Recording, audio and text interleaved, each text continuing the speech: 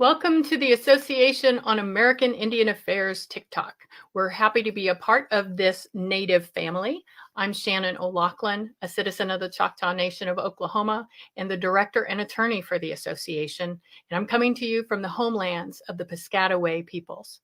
The association is the oldest Native nonprofit. Since 1922, we've been working to change the destructive path of U.S. policy away from assimilation and termination and towards sovereignty, self-determination, and self-sufficiency. While we hope you'll follow, like, and comment on our videos, we also want to amplify Native voices to educate the TikTok community about issues important to our Native family and Indigenous people's rights. If you're a Native TikToker and have an idea for an educational video, message us and help us grow together in kinship and in community. Hey, TikTok, look at you TikToking. Hey. I got a TikTok before you got a TikTok. Yes, you did. Yes, you did. I'm not going to do no PSA TikTok, though. I'm going to do like a cool... I'm waiting. We're waiting for you to dance on TikTok, Roy. We're waiting for you to do something. I'm going to get down. Oh, I forgot to change my name. That's all right. I was going to be just warning label Roy today because I ain't even dangerous. Way far away from being deadly. Not even dangerous anymore. And not even barely a warning label because I gained all my weight back. Hey, I'm there too. But you know what I did? So I did this to my hair. I see that. I don't know what I'm trying to do. En fuego. I'm having some spicy hair. Well, welcome chat room and everybody to Red Hoop Talk. I'm Roy Melendez, and this is my sister, Shannon O'Loughlin, and I'm from the Choctaw Nation of Oklahoma, and Roy is from the Deus Nation of the Cattle Confederacy in Louisiana, the greater Shreveport area. Oh, hey. Hey, and we want to thank everyone wherever you are, and please acknowledge the land where you're standing. I'm at Piscataway People's original territory. Where are you, Roy? And I am of the first people of California's land. All the first people of California. And Roy always messes up all y'all's names out there in California. So somebody needs to come and give Roy an education about California natives.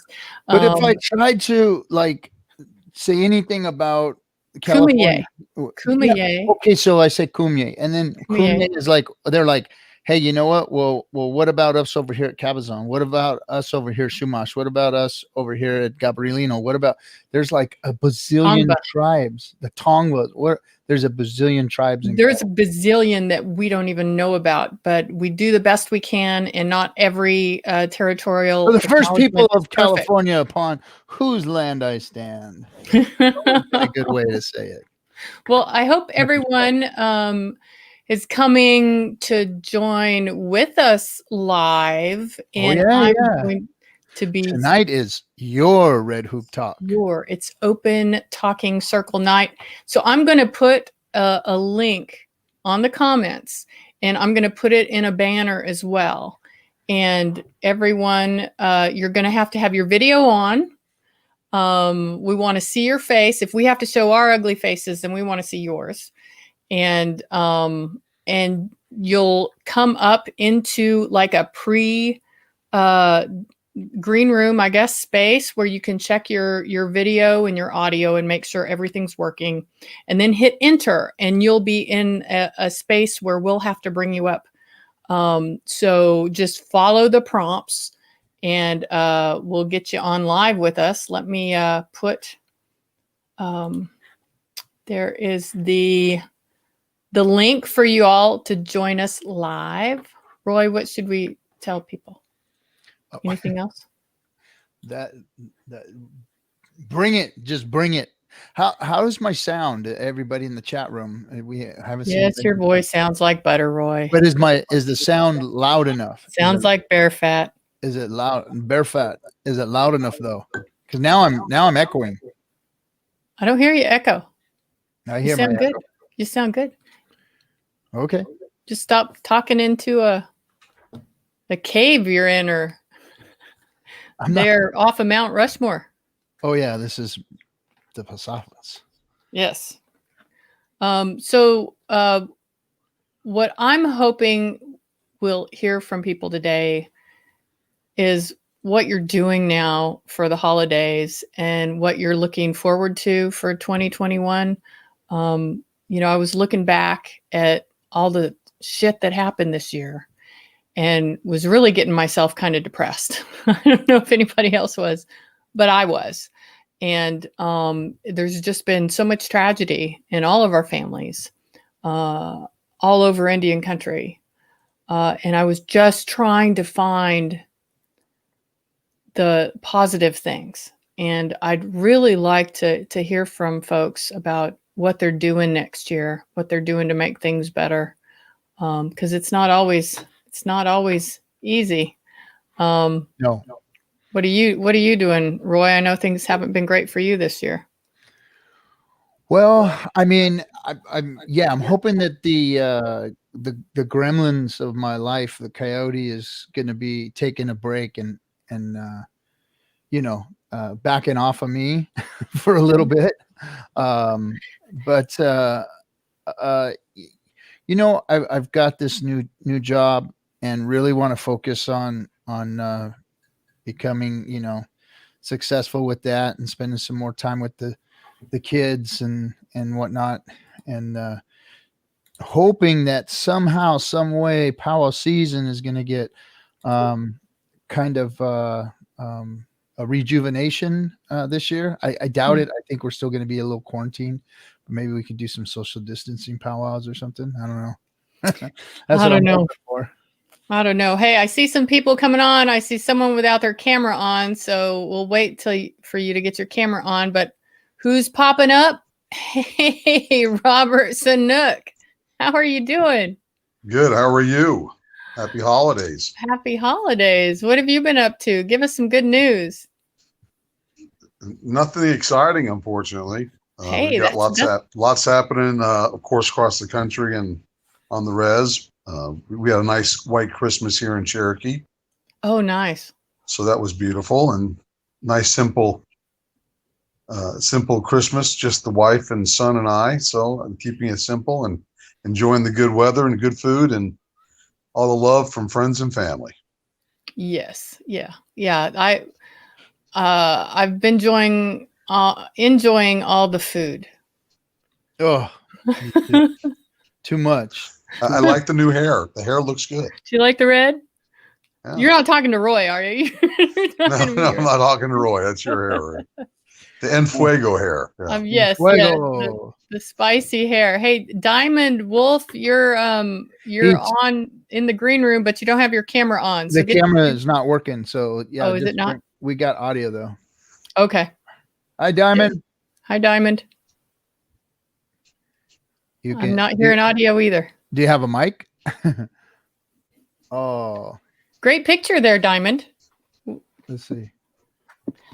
So Robert, what do you have?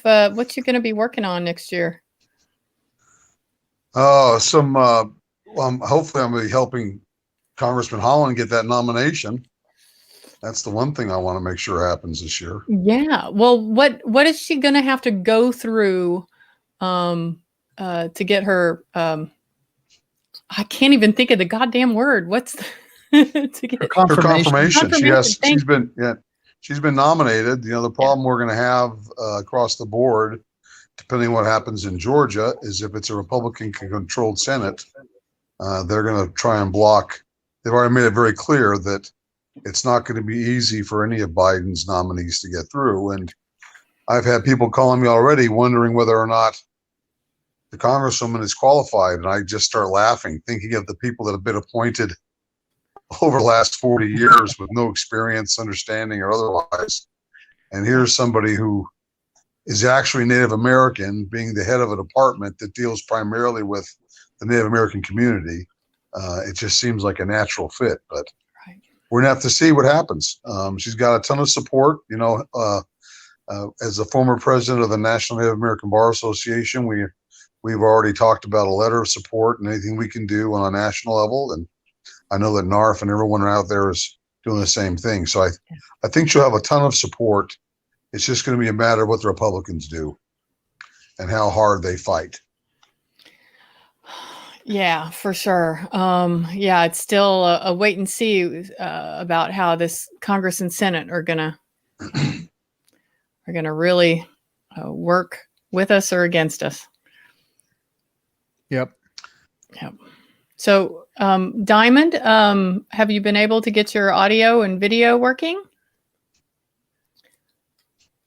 I'm going to go ahead and remove you. If you go back to the beginning, there's a place where you can check your mic and your audio so that we can actually talk to you. There we go. All right. We also have the Cooley case right now that's percolating. Everyone's filing their amicus brief in the Cooley matter. That's right. going to be a big issue for Indian country on jurisdiction and how to expand. We continue to fight as Jerry Gardner so famously calls it, the Oliphant in the room. Jurisdiction over non-Indians, and Oliphant's been our biggest hurdle. And Cooley seems to be a very far-reaching stretch, requiring tribal police officers to ascertain citizenship and lineage at the time of a stop, which is a near impossibility. No one else has to do such a thing. Right. So how did this case get started? Do you know? There was a stop made by in South Dakota, or excuse me, in Montana, by a Blackfoot police officer who found a man in a truck with a child just parked on the side of the road. The person acted like they were native. It was a native officer, and became very suspicious. Some investigation, some other things happened.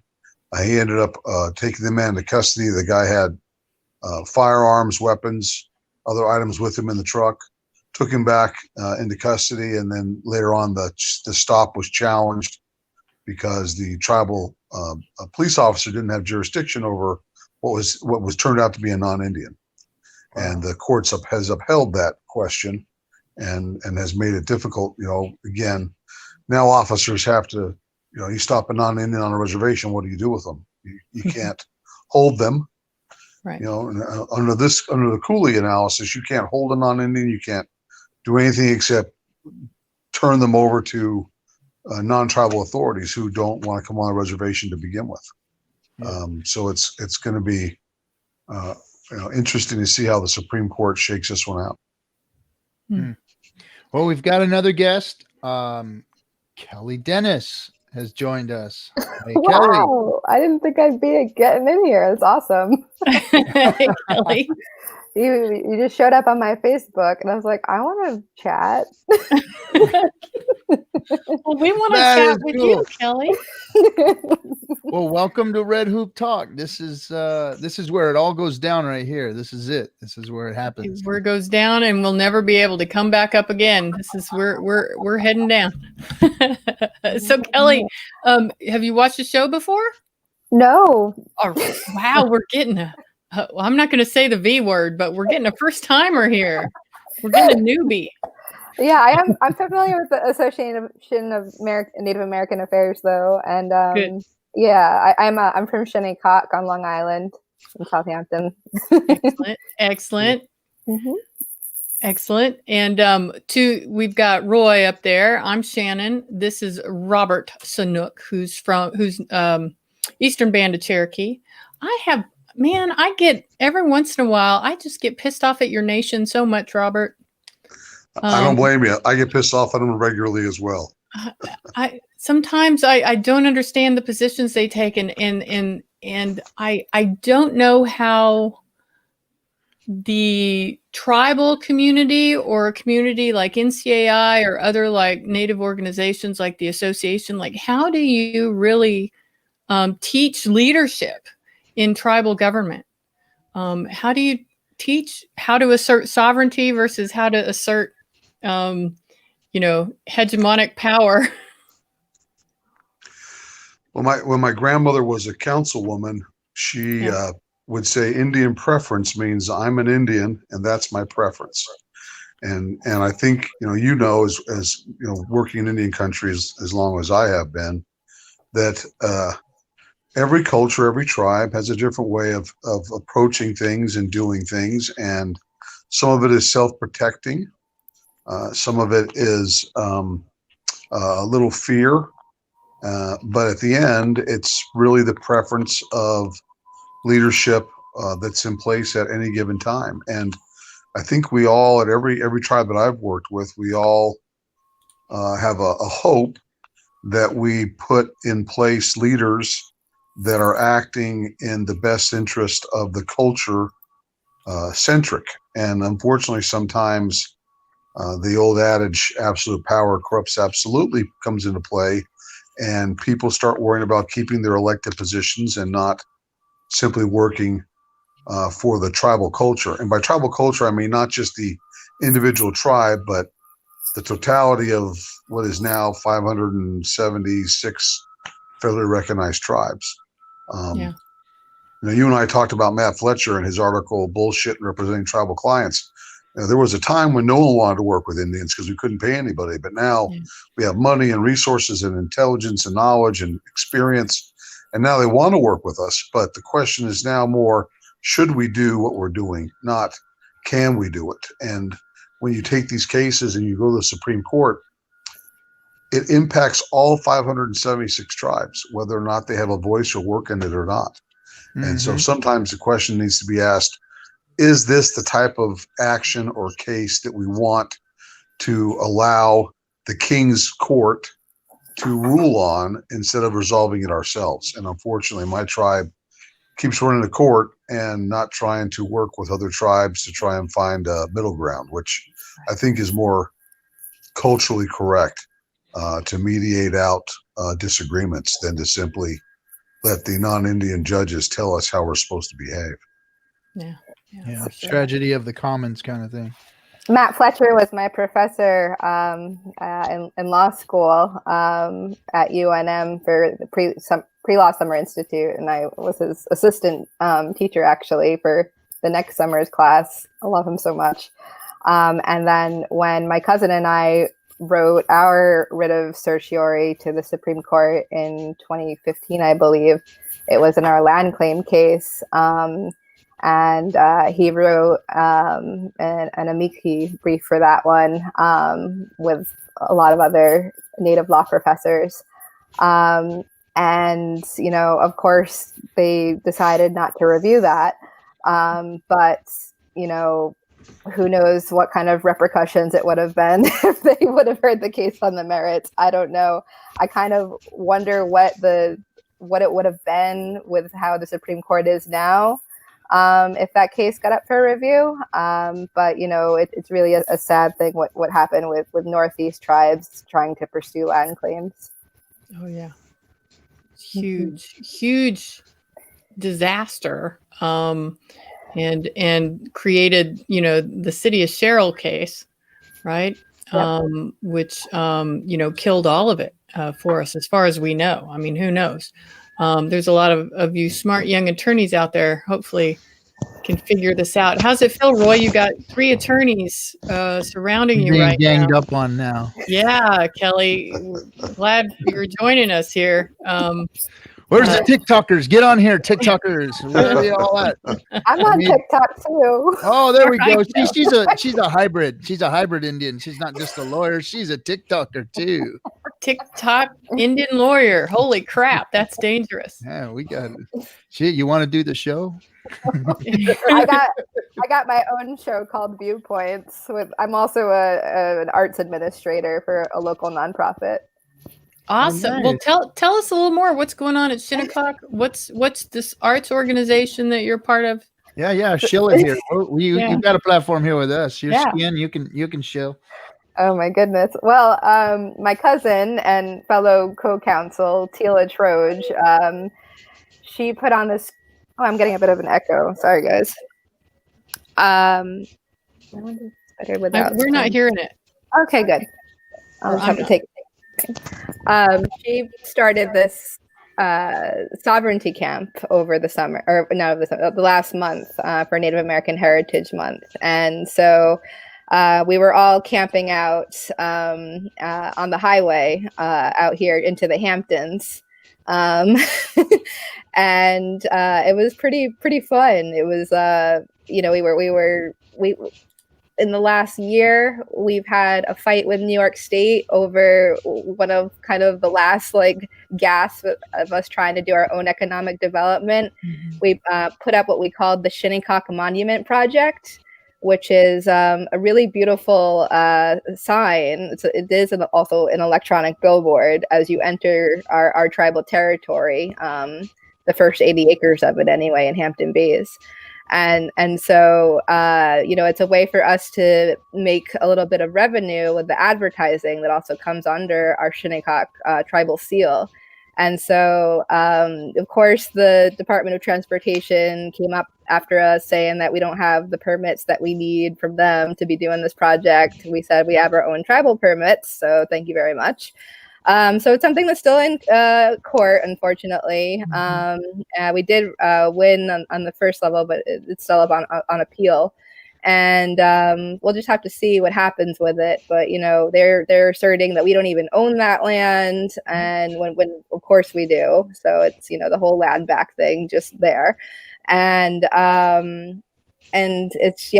we're just trying to call attention to the real economic disparity when, we're surrounded by the 1%, and COVID has just caused more and more people to escape New York City and elsewhere and come out to the Hamptons to live, and our resources can't handle it. And, the tribe is suffering from a lot of different impacts from COVID, not just, the health disparity part of it.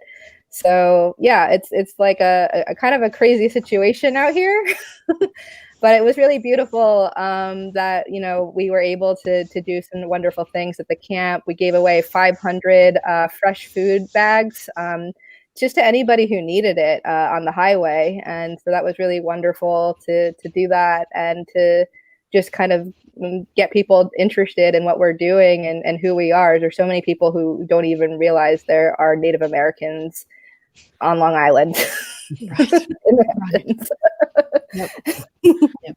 That's right. Over a sign. Well, so Lance says over a sign. It's a big ass sign. I mean, it's not a straight sign. It's a big casino. Do you know the dimensions of it? It's kind of like a casino digital huge tower sign, but because, I want to say it's 60 feet tall. Yeah.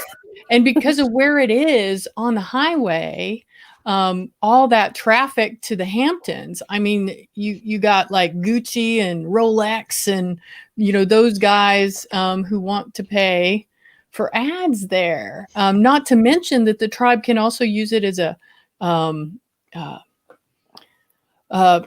its own messaging, right. To help educate people about the Shinnycock tribe. Right. So how many people are in your nation? Do you know your population numbers? I think we have around 800 who are actually maybe between 800 and 1,000 that are living on the reservation, and an additional almost 1,000 living off reservation. And so, yeah, and then it's just all the different services that we're trying to keep running, especially during COVID, and just have food available and PPE available, things like that. So yeah, for sure. That's awesome. And so how is Shinnycock related to other tribes around there? Do you know much about the history and kind of? I mean, New York is a horrible state. It's one of the worst Indian. I love New York. It's a beautiful place, but the politics in New York State, even though it's run by New York City, where supposedly all the liberals are, they are the worst when it comes to working with Indian country and working with Indian tribes. It makes no good damn sense. The way they work with tribes in New York State. They have, tourism, casino, and I think maybe that's been the big conflict among the tribes and states. But before it was New York, before it was colonized, what was Shinnycock like? Who were your neighbors? Who were you related to? So we, there was 13 tribes on Long Island, and they're all our brother and sister tribes, and we would, our way of traveling was the waterways on the canoe, and we were like the original whalers who, taught the colonists how to whale when they got here, and then we got put on their ships and continued that industry until the gold rush started, really. And so, but we have really, really close relatives. I'm also from a tribe in Massachusetts called Nipmuc, Hassanamisco Nipmuc. And our relatives there are Narragansett, Mashpee Wampanoag, Aquina Wampanoag, all the way up to Maine, Penobscot. We all gathered this last National Day of Mourning, the 51st anniversary. That was my and my cousin Tila's first time going there, and it was really, intense with it being COVID and scary, but at the same time, we knew we had to be there. We knew we had to give support. We had a relative pass away in the Mashpee Wampanoag tribe through the missing and murdered Indigenous women and girls epidemic. They found her body in Florida, and she was like 5 months pregnant, and it was just like a shock to everyone. So it was like, this is the time that we think we need to like give our best energy up there in this moment. So. Wow. But we still have like all those connections to, since we passed contact, we're all on the powwow trail together. I'm trying to reach out to all different tribes in their time of need, and it's nice to see them come out here too. I actually just got off a call, phone banking, to try to get out the vote in Georgia for Reverend Raphael Warnock and John Ossoff. Wow. And so I'm hoping, that it was crazy too, because I actually like reached somebody who I was like introducing myself as a Native American volunteer. And so some people were, receptive of that. And one of them was actually one of my Shinnycock relatives who had moved down there and had never registered to vote before. So hopefully I'm helping him to do that now. But unfortunately, He won't have it in time for January 5th. Wow. Excellent. How do you think it's going out there? It's really weird. I wish I had more of an understanding of what life is like in the South. Or do you? I think the people in the South wish they had an understanding of what their life is like in the South. They don't even know. Yeah. It's just such a sad, there's sad histories all over Indian country, but to think of what it was like in the Trail of Tears and the natives in Georgia, and just, knowing that like people just moved into their homes when they got pushed out of where they were for generations. It's just crazy to me. Yeah, for sure. But Robert's tribes is one of those tribes that was able to plant their feet and not move. Well, some moved, but you all were able to stay and kind of hide out, huh? The stories of Eastern Band of Cherokee are interesting. I think I remember reading a story about the Snowbird Cherokees. Well, we beat them at their own game. We stayed behind, but we had a non-Indian purchased land that our members would stay and work and live on. And over time, there were so many of us that they couldn't ignore it any longer, and that allowed the creation of what is now the Qualla Boundary. I took that property that John Ross had purchased, and that we were all working, and they created that as our reservation.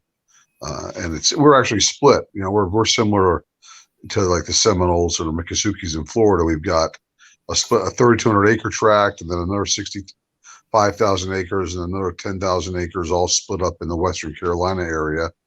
And we're trying to buy some of it back. There's always a big debate on, once you buy your land, do you put it in trust, or do you Do you leave it in fee simple status? You know, what's the pluses and minuses of both? Yeah. Obviously, if it goes into trust status, it becomes really the federal government's property, and the tribe gets to use it with permission until the tribe ceases to exist, I guess. But as fee simple, then do you lose jurisdictional control? And that's the big debate. That's the Cooley case, really, is how much control does the tribe have over that which it owns or is held in its name? I'm gonna have to look at this Cooley case because that's what I live on a fee simple reservation. This 850 acres on Shinnycock has always been outright ours as a community. So it's not even a restricted fee. I mean, we make the argument that it is, especially when they try to come after us. But like, it's I guess, what was it, like 1859 when this reservation was created, and they stole our land from us and pushed us here. I think it says we own it in fee, and it wasn't like a restricted fee, wasn't in the minds of people yet. So, right. And yeah, we don't have any trust land, but it's something that we really, really need badly. But we don't want to change our current status. I know that much. We want to have mandatory and discretionary trust acquisitions, because we don't have, any more room for housing, honestly. Or, we want to be able to do like green energy projects, things like that. And, it's not just about casinos. So, yeah. It all boils down to jurisdiction and how do you define control over the area that you're in? And the fact that it's fee simple, everyone keeps forgetting that tribes are not minority groups. They are governments.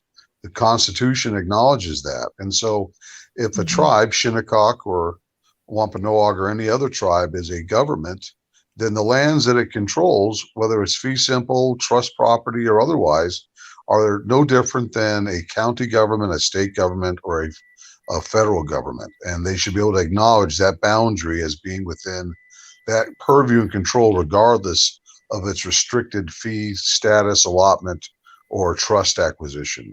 That's the way it should be. But that requires the U.S. to acknowledge the fact that they're going to have to, I think, because of Oklahoma's cases, that we are a government that they have to deal with on the same level as they deal with state governments or other governments. And they still fight that in spite of constitutional provisions, treaties, and countless cases that indicate they should. But again, we keep going to the king's court to ask the king for permission to exist. And that's not going to be the best way for us to win. Right. For sure. I want to remind everyone, hey, we've got room for 10 people on our show to show their faces. So you regulars that I'm seeing on there, come on, join us, say hi, and join the conversation. Or even if it's your first time, like me, you can still come on. I mean, if she just showed up. Just showed up first time. Never watched the show. And she's in here with us. We've got our regulars in there every week in the chat room. Let's go. Kelly was a brave one. I needed some brave women up here. Thanks a lot, Kelly. No problem.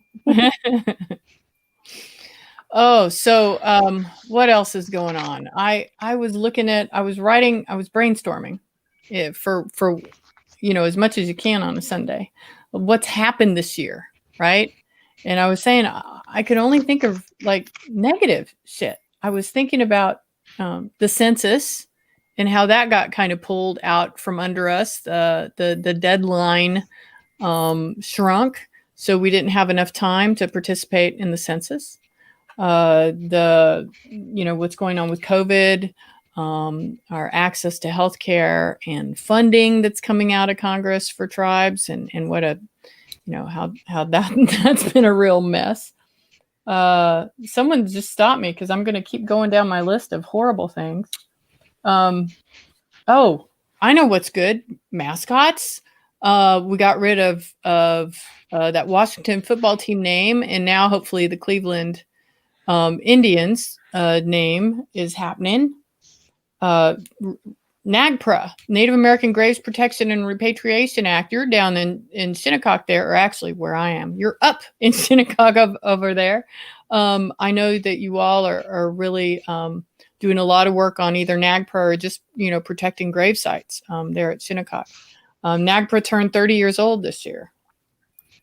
Shannon, just turn your mic off. I can't hear you. Oh, really? You can't hear me? I can hear you.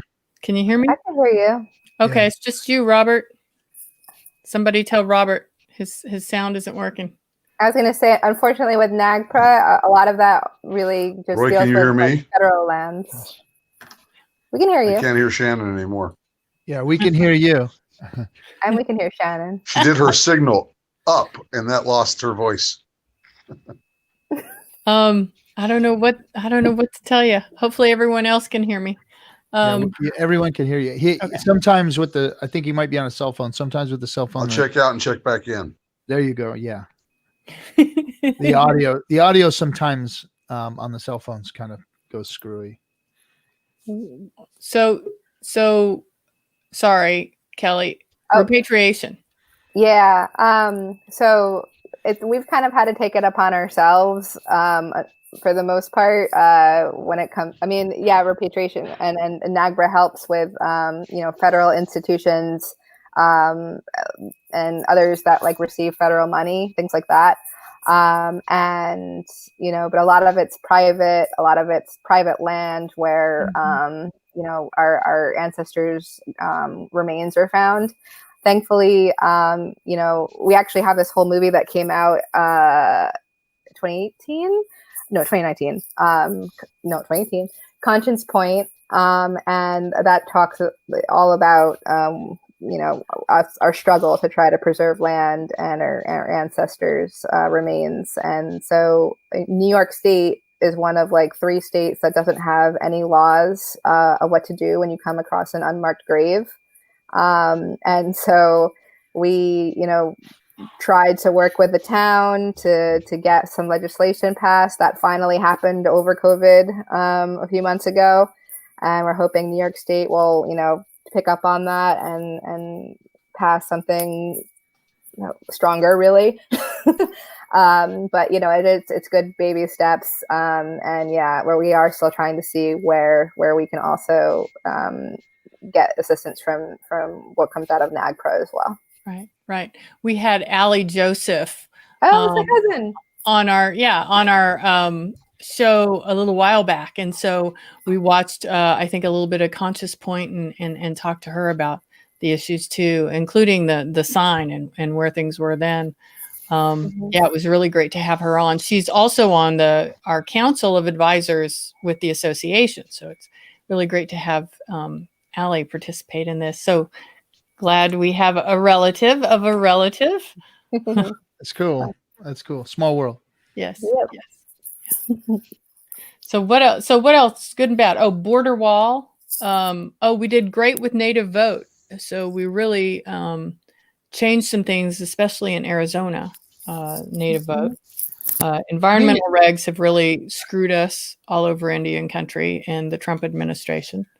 I want to drop in on that wall thing. I watched a special over the weekend on the wall and what's being built now and how much they've actually built. They've built a lot of it down there, and the destruction that it's creating, and the dependence that the workers are getting from that, because now there's a lot of people in that area that are working, and they're putting a lot of time and effort and themselves into that wall because they're feeding their families doing it. So now we've got this thing going on where that thing is still it's actually being done.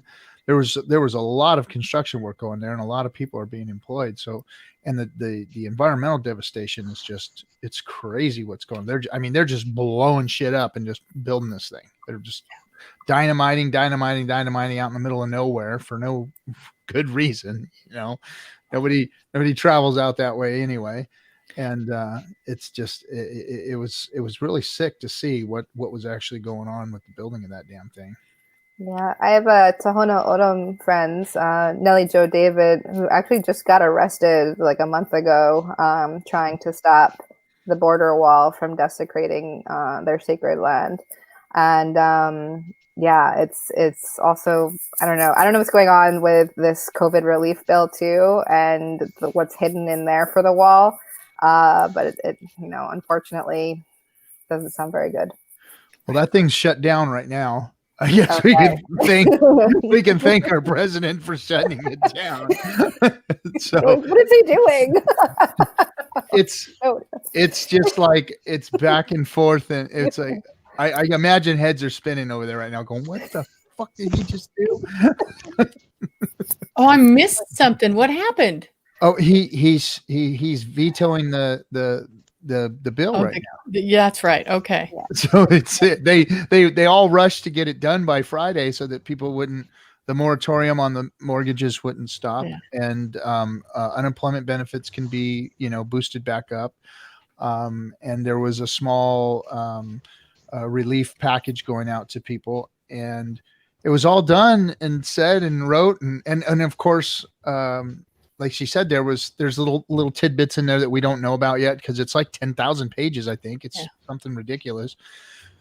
So he stopped it. I mean, like yesterday night or something, he just put a halt to it and said, "Nope, I think everybody needs to get like $2,000 instead of $600." And I guess he's trying. I don't know if he's trying to say. It's just weird. It's just weirdness. Well, it makes no sense. And anytime the federal government shuts down, the impact in Indian country is enormous. There's so much in Indian country dependent on federal dollars flowing. Indian healthcare service, the tribal courts, other funds, you name it. A lot of people in Indian country lose their jobs when the federal government shuts down. I'm just so freaking depressed and Oh, don't feel that way. I mean, there's good things happening. There is good. I look at where we are. Mm-hmm. The four of us are talking on a camera computer phone, probably separated by 5,000 or 6,000 miles, and we couldn't have done this even 15 years ago. No.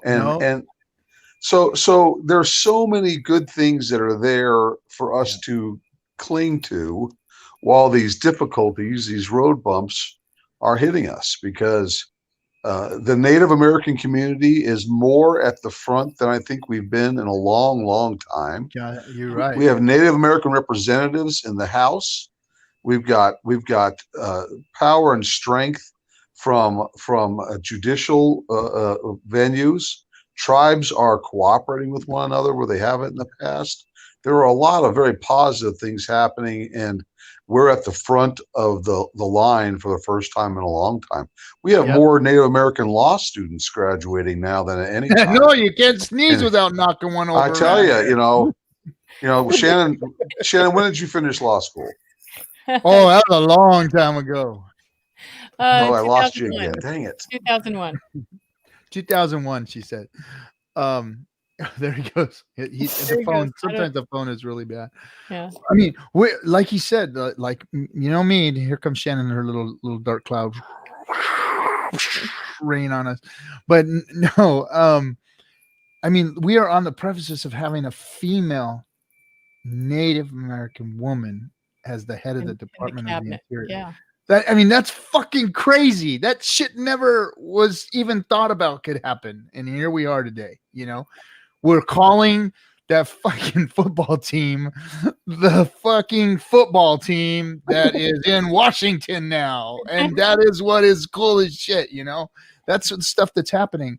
And then like Robert said, look at us. I mean, our sister from Shinnycock just dropped in on us tonight, and now we're all talking, and the rest of the internet and the rest of the internets could hear us. They could hear what we're saying.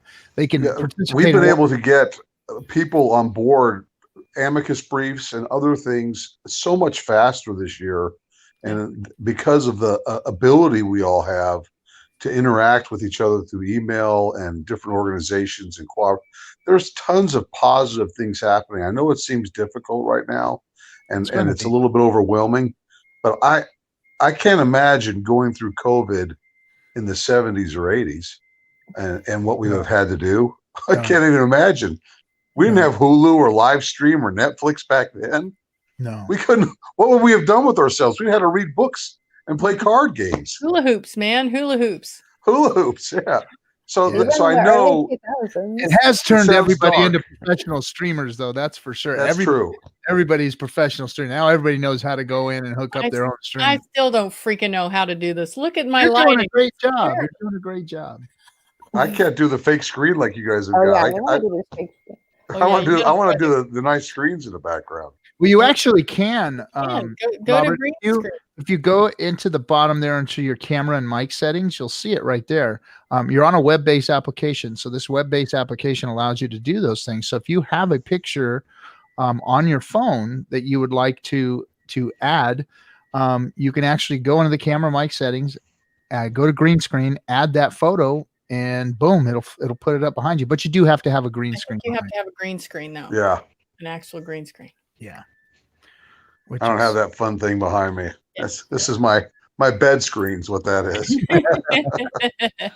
that's all that is. So I didn't know you were gonna do live. I didn't have live pictures tonight. I thought you'd do some voiceover. So I'm just kicking it back in the bedroom. No, that's okay, man. We don't care. We don't care. You know, you can be in your pajamas. See, this is the only time I get to dress up. So this is my dress up day.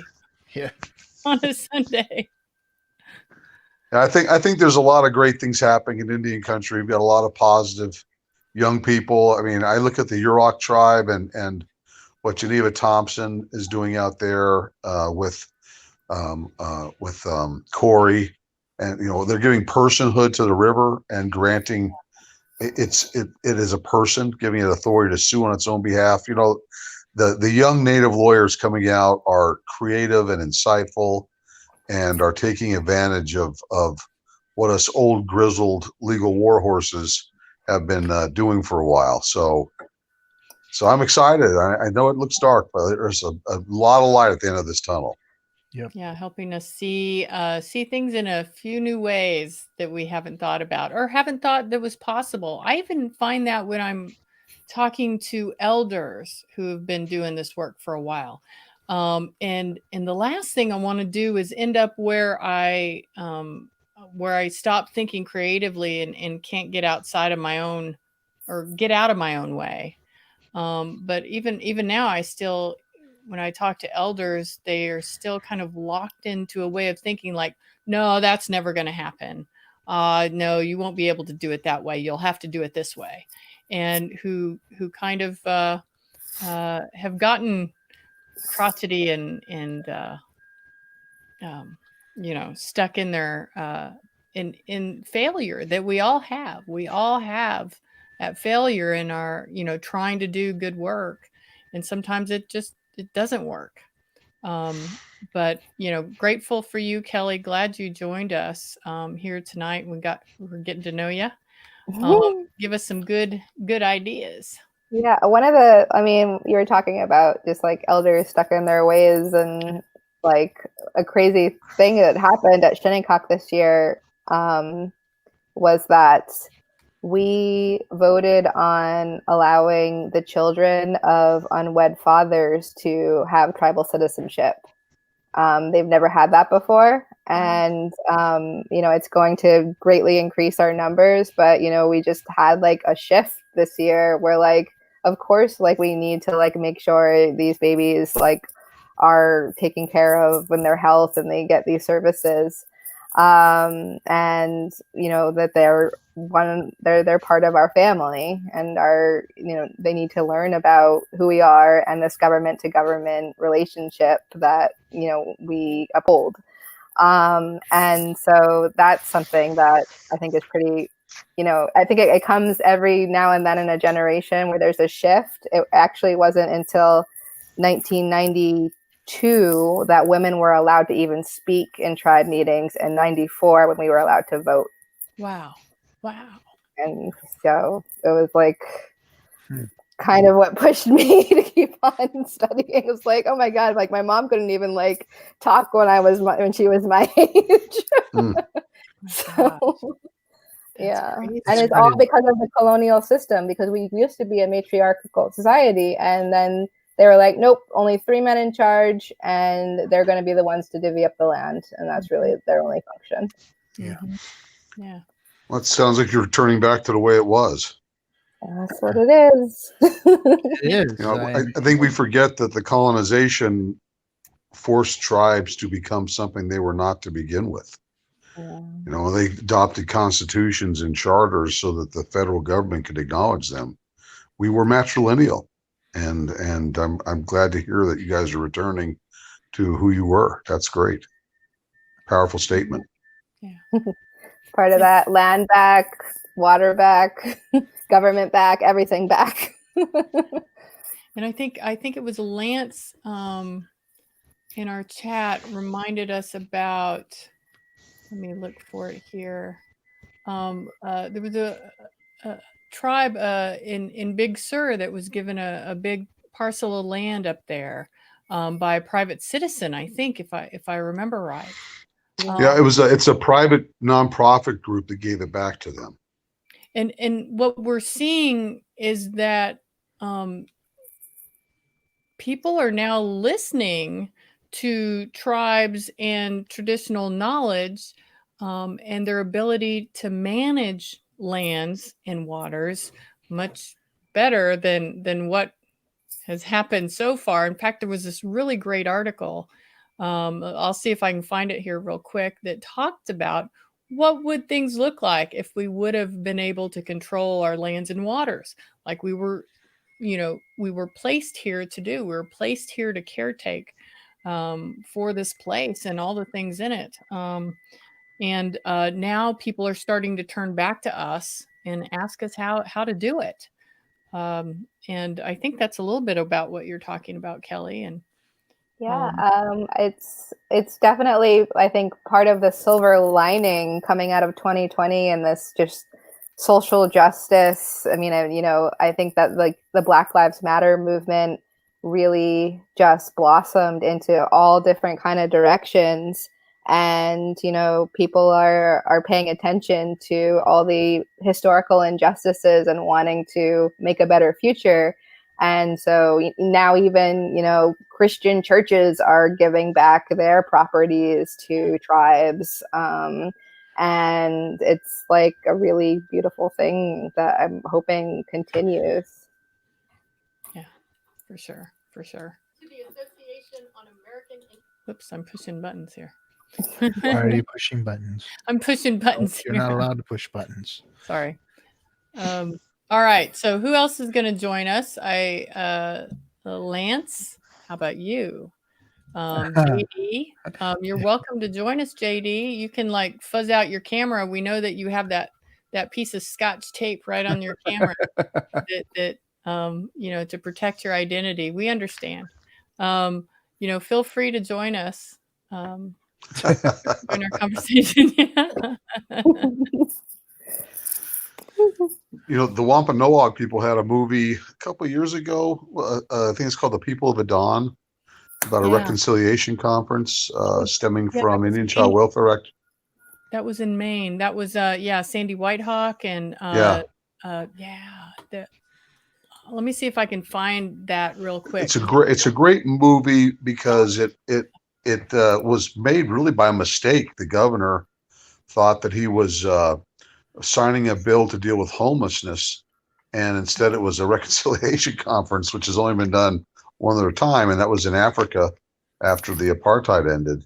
And a very powerful documentary highlighting the mistakes made in removing Native children. And I think Dawnland? Yeah. Dawnland, that's it. Dawnland, yeah.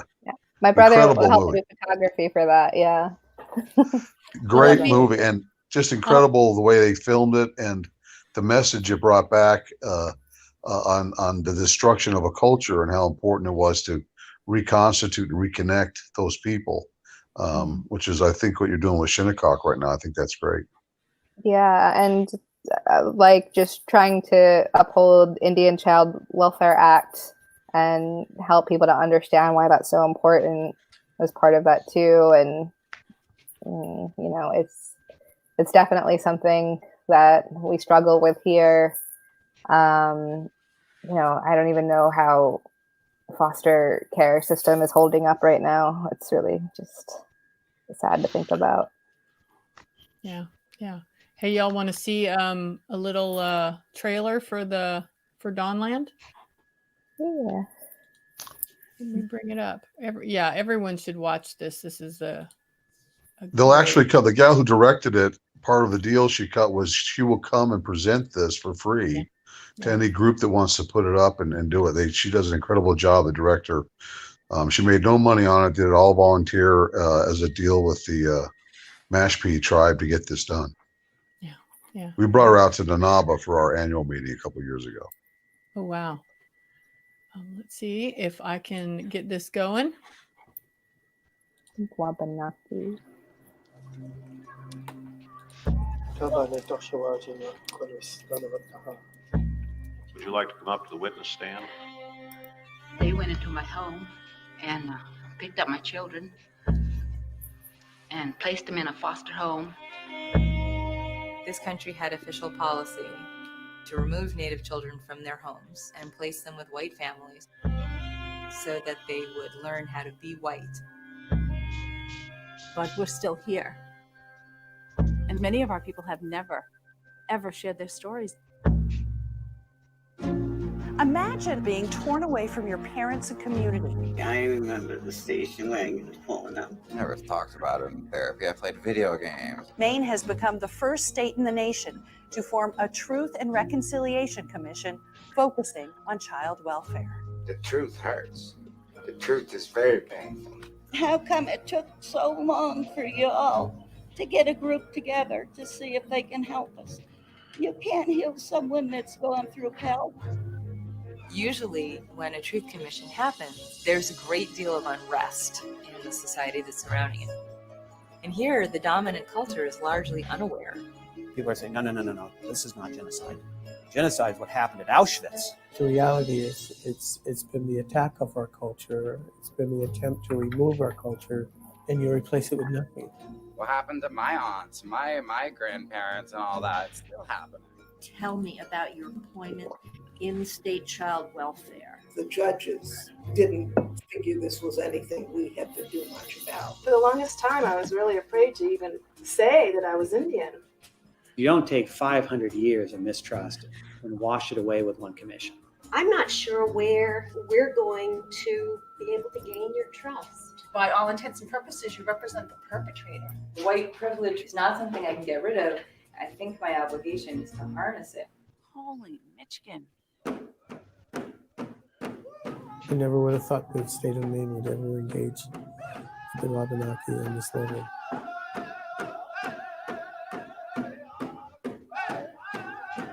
We see it as something very deep, a necessary transition from being an occupier to being a neighbor.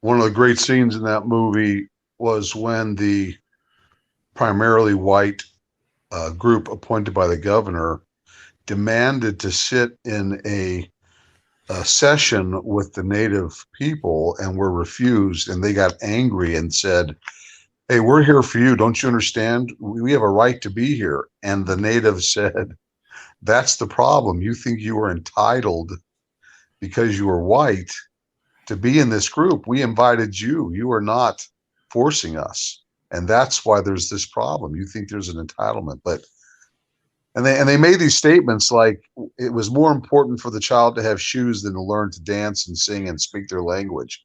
And that's why they removed it. And just, you know, things that I think a lot of us are returning back with a louder voice now. So when I say there are great things happening, this movie, what's happening at Shinnycock, what the Eastern Cherokee are doing, these programs are all re-inspiring and reconnecting us to our past so that we can build a better future for our generations to come. So what should there's so many questions that I'm having. I'm not sure what direction to go. Part of me is like, well, what should Native organizations be doing? Because, I strongly believe that tribes are sovereign, and every tribe's needs are different, and every tribe's needs to partner nationally or advocate for things nationally is different. Some tribes feel that's a very important part of their mission, and other tribes are focused more internally. What should Native organizations be doing to support tribal governments? What do y'all think? I mean, where I'm coming from is a tertiary fix still. Yeah. I mean, since 2009, we've needed this tertiary fix after what they did to the Narragansett tribe. The tertiary fix, what it is. So they held that the Supreme Court held in 2009 that you had to be under federal jurisdiction during when the what's it called? The Indian Reorganization Act was the IRA was formed in 1934, and so a lot of federally recognized tribes who are especially colonial East Coast tribes and many other tribes around the United States. They were recognized after 1934, and so they can't get trust land, discretionary or mandatory, really, because they're saying that they didn't exist as a tribe before them, basically. And they're not Indian people, which makes no sense, because why do we have federal recognition? Why? If we can't have trust land like all the other tribes. So yeah, I mean, we still need to have a tertiary fix, and just there needs to be congressional legislation. I know there has been in and out. I'm not really sure what's out there right now, but that is something that I would hope a lot of Native organizations, and with Deb Haaland, our Secretary of the Interior, can also really push in the Biden administration. Yeah, and Robert may be able to say more. I don't know where the hell it is now, but the current administration, I think, has just, based on that, killed Wampanoags, Mashpee Wampanoags land, land rights currently. Robert, do you know where the tertiary fix is in Congress? Does it die somewhere? It's been dead, no discussion, and it's a great idea to have a tertiary fix, but I think it just needs to be very simple. As I said earlier, acknowledge that the tribe as a government has the authority over the lands it owns and controls, period. Mm-hmm. And then you don't have to have this trustee kind of obligation. There's actually I gotta remember the name of the case where the Supreme Court actually said that the beneficiary of the trust relationship is not the tribe, but the federal government, because the federal government ultimately gets the land back when the tribe ceases to exist. So the beneficiary of all these lands that are held in trust we get beneficial use, that dependent independency. But when we cease to exist because our blood quantum runs out or the tribe gets, dissolved, that property goes back to the ultimate beneficiary, which is the United States. Mm-hmm. So you need to remove this idea of only trust lands being tribal lands. You said on a national level, these organizations should be pushing for government to government recognition and acknowledgement, treating tribal governments on the same level as states at the very least. And giving them the authority over lands that they acquire, whether they're in trust or not, as you would any other state, any other county, any other jurisdiction. And that quickly addresses a host of issues that we currently have for criminal, civil liability. I mean, when we had the Dollar General case, and we were all worried that even the idea of consenting to civil jurisdiction wasn't enough, that should never be a question. If you're within the jurisdiction of a tribal government, like you would be within a state, they have the authority to enact legislation, take action, and do things to protect anybody within their jurisdiction, just like a state would.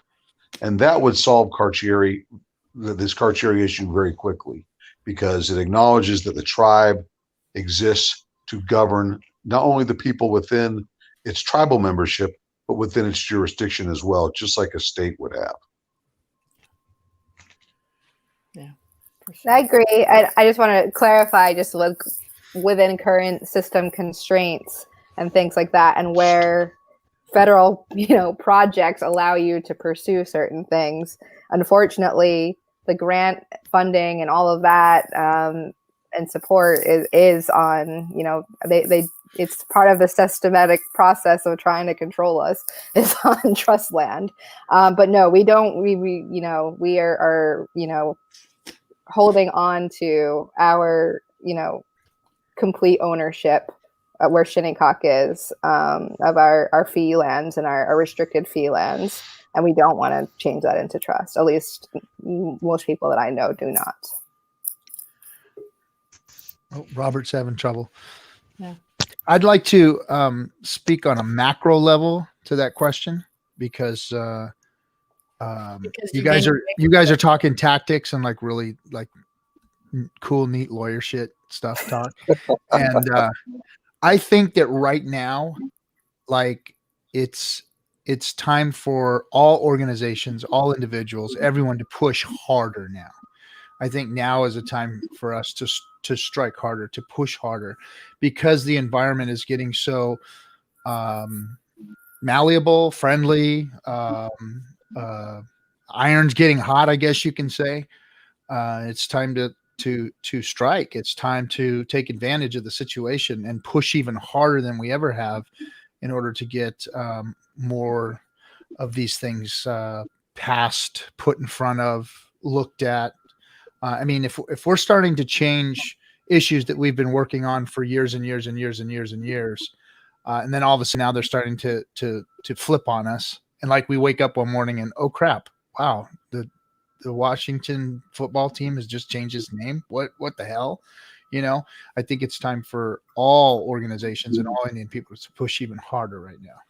I think where the push comes though, and where the non-Indian and also come together is on just where we are with the environment and just our resources and climate change, and how I feel like, we are so wrapped up in this pandemic right now. Like, how is it going to look when climate change becomes super visible and we just, people are underwater or don't have water, or their oil pipelines have erupted and everything's terrible. And I think that we need to be at a headway to stop it from happening where we can, and put our resources towards helping those people that are impacted, whether they're native or not. Well, I think that you're absolutely 100% correct that's going to be that's going to be the issue that brings us together, is the environment, and not necessarily all of our individual issues. Because I mean, my tribe has its issues, your tribe has its issues, and we're all pushing and fighting for those things. And then there's some pan-Indian issues out there in Indian country that we're all fighting for.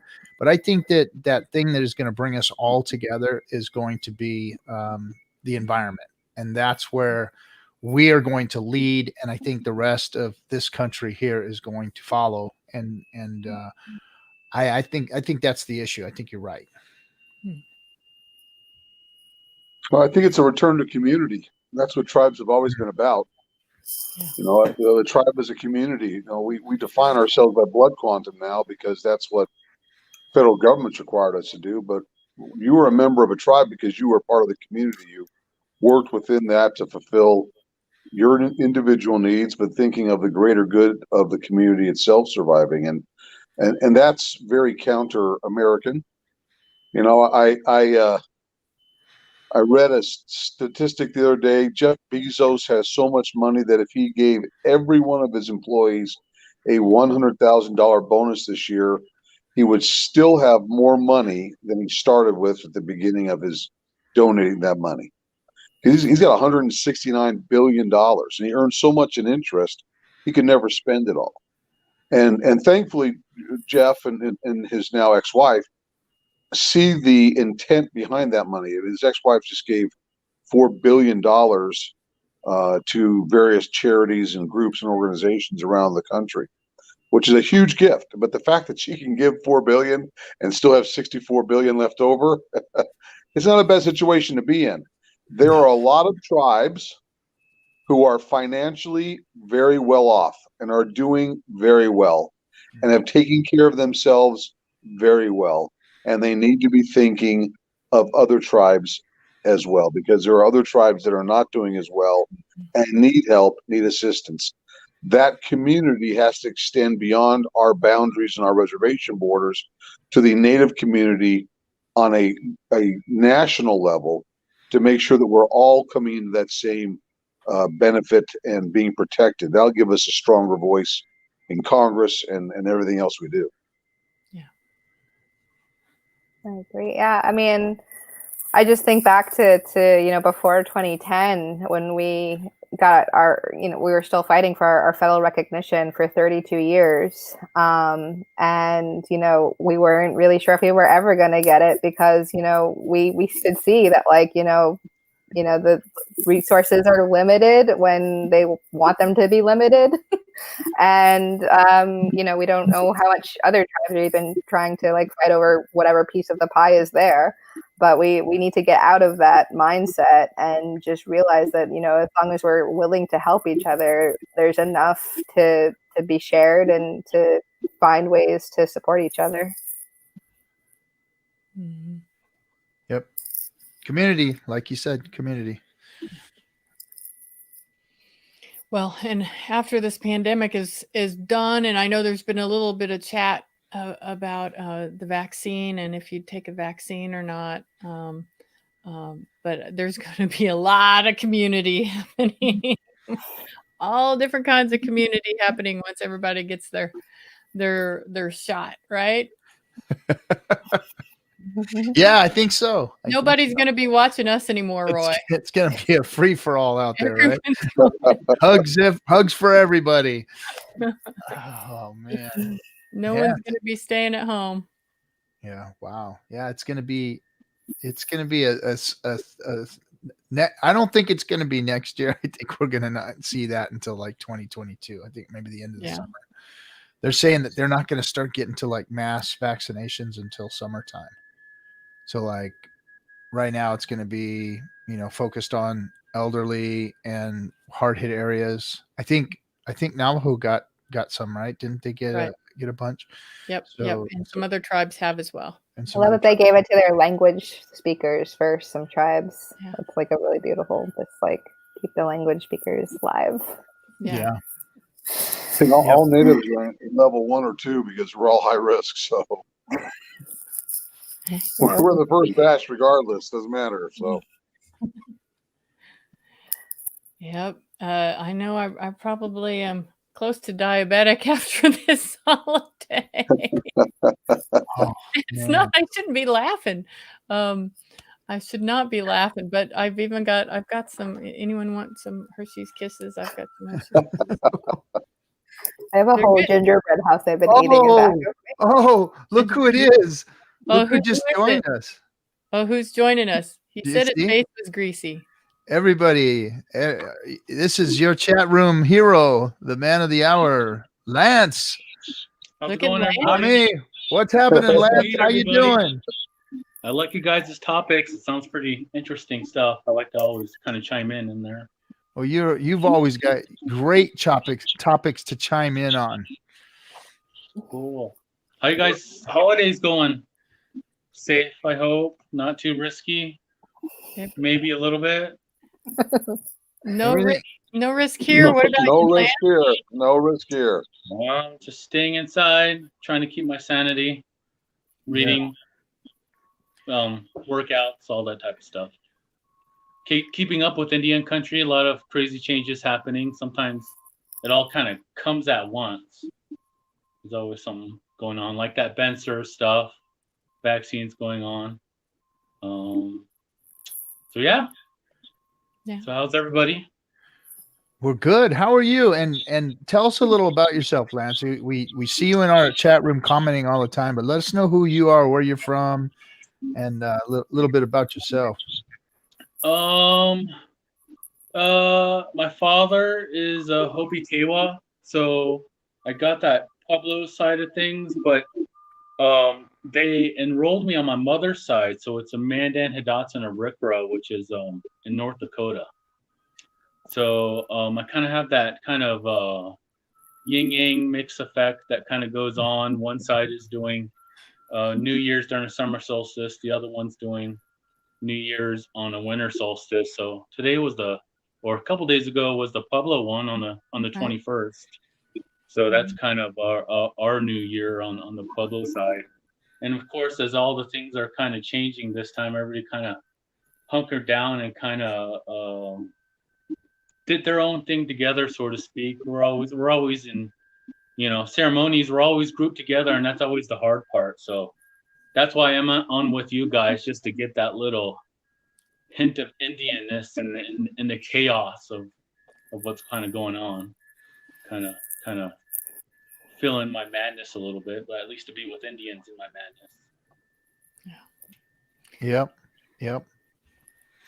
So, you guys gonna take the COVID shot? Give it to me. I'm ready. You think it's gonna be cold? I heard one shot is like below 30 degrees or something like that. Isn't it like 70 below or something? They got to keep the stuff like. Yeah. I don't think you feel it at the cold level. They warm it up a little bit before they shove it in your arm. Nice. Has your guys' tribes got those COVID shots? My tribe has all our frontline workers have gotten it. Nice. Oh, that's great. That's great. Yeah, we haven't gotten them. Yeah. No. Yeah, I'm not sure what's going on in Oklahoma. Yeah, Oklahoma's got all kinds of weirdness going on. I don't know if they're getting it there. Are they getting it through the IHS, or is it other routes that they're taking it through? Or is it only IHS that we're getting these vaccines from? I don't know the answer to that. We're an IHS contract hospital, so we're managing ourselves. I imagine that they're doing it directly through the manufacturer and whatever the federal government program is. I don't know if it's IHS based or not. Is that the Pfizer or that Moderna one? Pfizer's been the first one. Moderna hasn't come out yet. Yeah. All the things that I've seen online, they're talking about going through IHS. So I haven't seen anything. I'm not sure what's happening where there's not a local IHS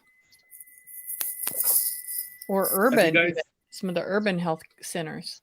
Yeah. Have you guys been getting like any things about the anti-vaccine or just other opinions on how they should approach vaccines? I know for my tribe, I kind of say maybe hints at education wise or just a way to explain how vaccines work or something like that. So there's kind of less fear, because the other part of me, I just want to play off of that and say, going to take a shot and get a bigger head. My tribe's color email might change said, a little bit. The way I see it, go ahead. Go ahead, Kelly. I was just cracking up. I was like, I had to close it. But my tribe's email had said that you will not grow a tail if you take the vaccine. And I'm like, who's thinking you're going to grow a tail? Let's see.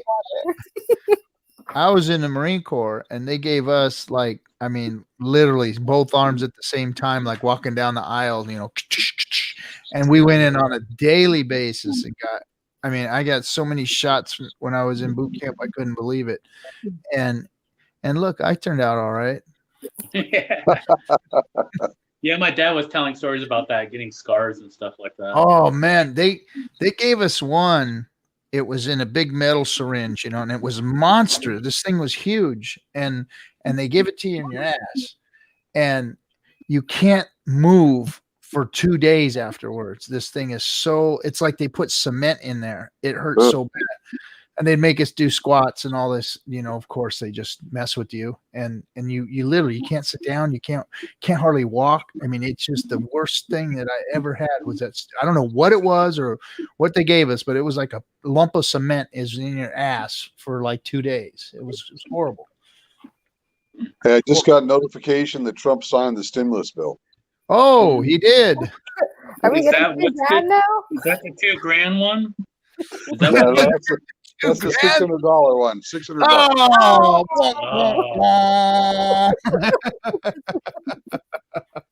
He came off the golf course just long enough to sign it. Because they told him about the wall provision, probably. Yeah. Well, oh man, that's point you wish that Scrooge was real, at least that story where you do get visited by 3 ghosts at noon or something like that. Yeah. But I guess that's being too hopeful. No, it was Scrooge is really. He's playing golf in Florida right now.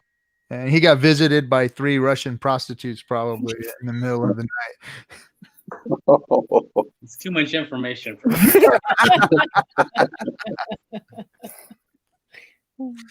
Hey, Shannon, I'm about to jump off here real quick. I appreciate talking with you guys. I hope you all have a blessed new year. You.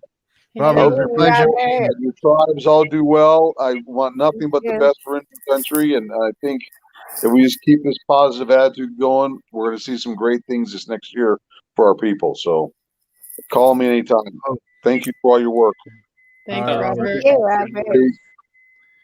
Take care. Cool. Okay. Woo. Just like that, he signed the bill. Well, good. I suppose now we're really going to see. Now we got to read the thing and find out what's in there and what we got signed off.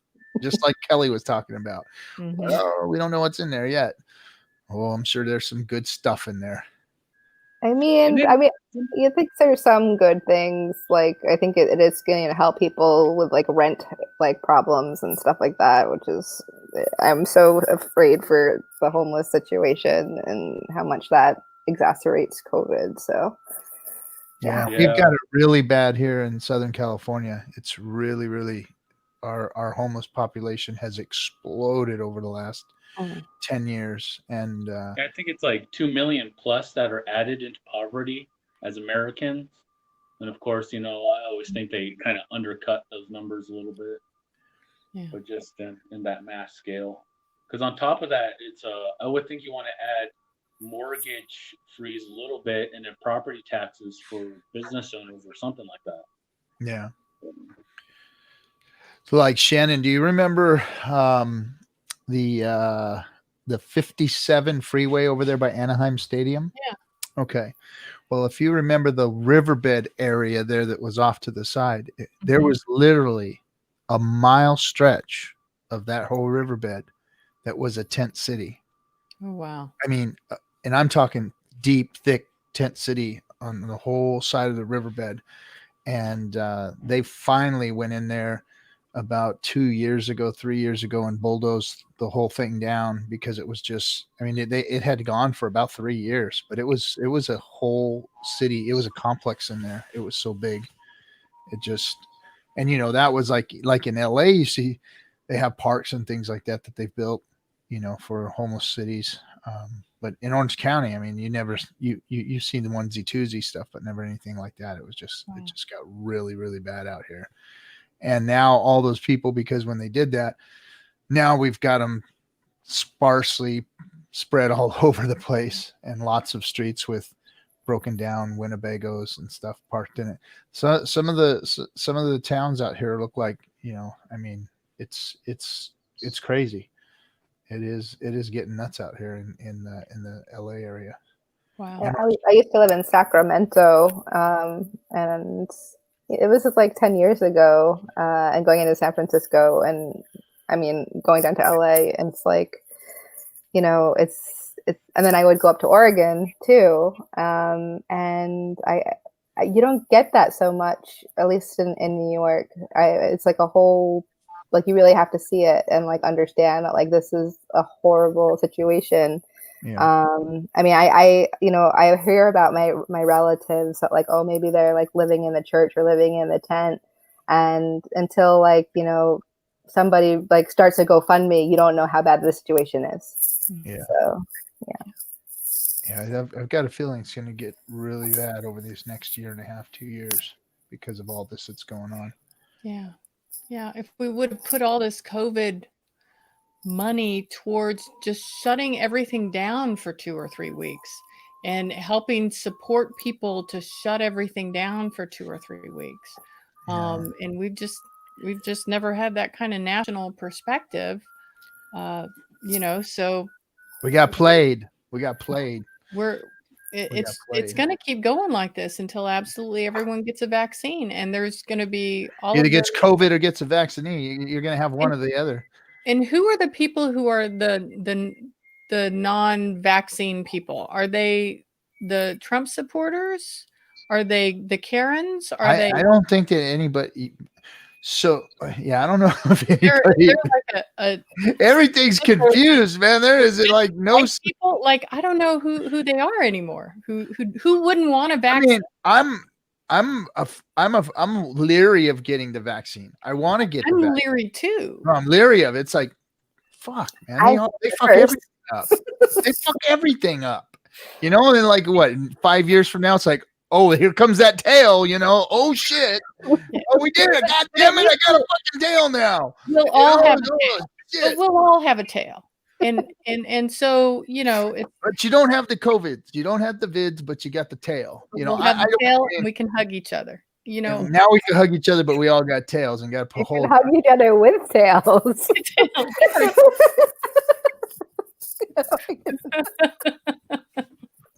Pick our tails. I want a fox tail. Yeah. Do we get to pick our tails? A big dinosaur tail. I want a rainbow ponytail with polka dots. But I mean, so I'm leery of it, but I want the damn thing. And the things that I'm seeing, and then I like think back and I go, man, I don't know what the hell they were sticking in me when I was in the Marine Corps. I mean, they're like, oh, bring that orangey brown one over here, you know, you bring me over and let's give him some extra stuff, you know. I don't know, but they were putting all kinds of stuff in us, and you know, came out all right, I suppose. And so then I look back, I go, okay, well then take the vaccine, and then I know that some people have had allergic reactions to it. So there's been like some people that have allergies of some type. I don't know what it's to, but they've had reactions to it, and they've had to EpiPen them and, you know, like bring them back to life and all that kind of stuff. But I don't think anyone has died from it. But what's the side effects and the after effects of all of this? Yeah, all I hear is it makes you tired, and I don't know, I could get like itchy or something, but I don't know. I mean, you know, I hate to go down this sad rabbit hole, but you know, they used to tell a lot of natives in this area, I think especially like in Vermont, that they were getting a certain kind of shot or vaccine for something, and then all the women would be sterile after that. So it's definitely something like a lot of native people are like really not into. Yeah.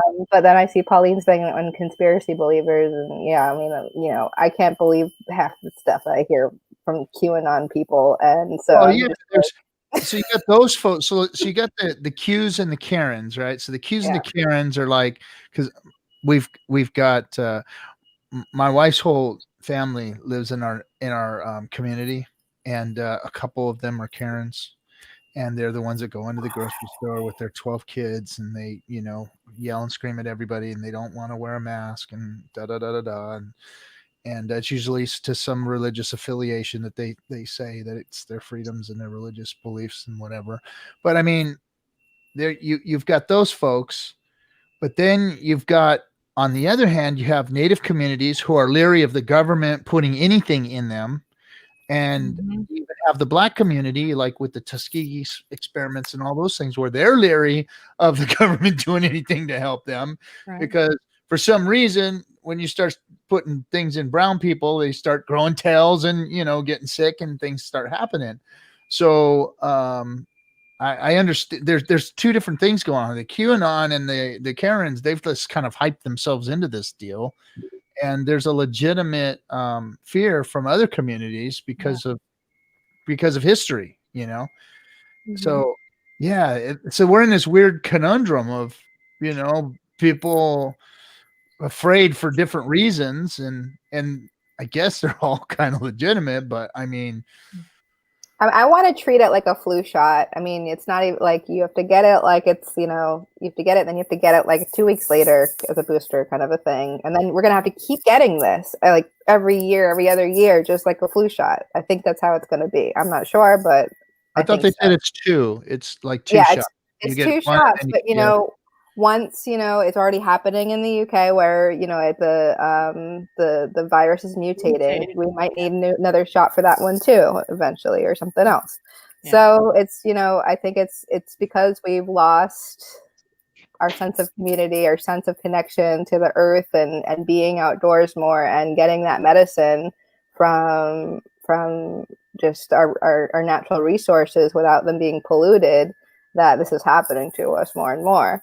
And I mean, I hate that we have to be in this situation, but I do hope people get their vaccines. I'll get mine.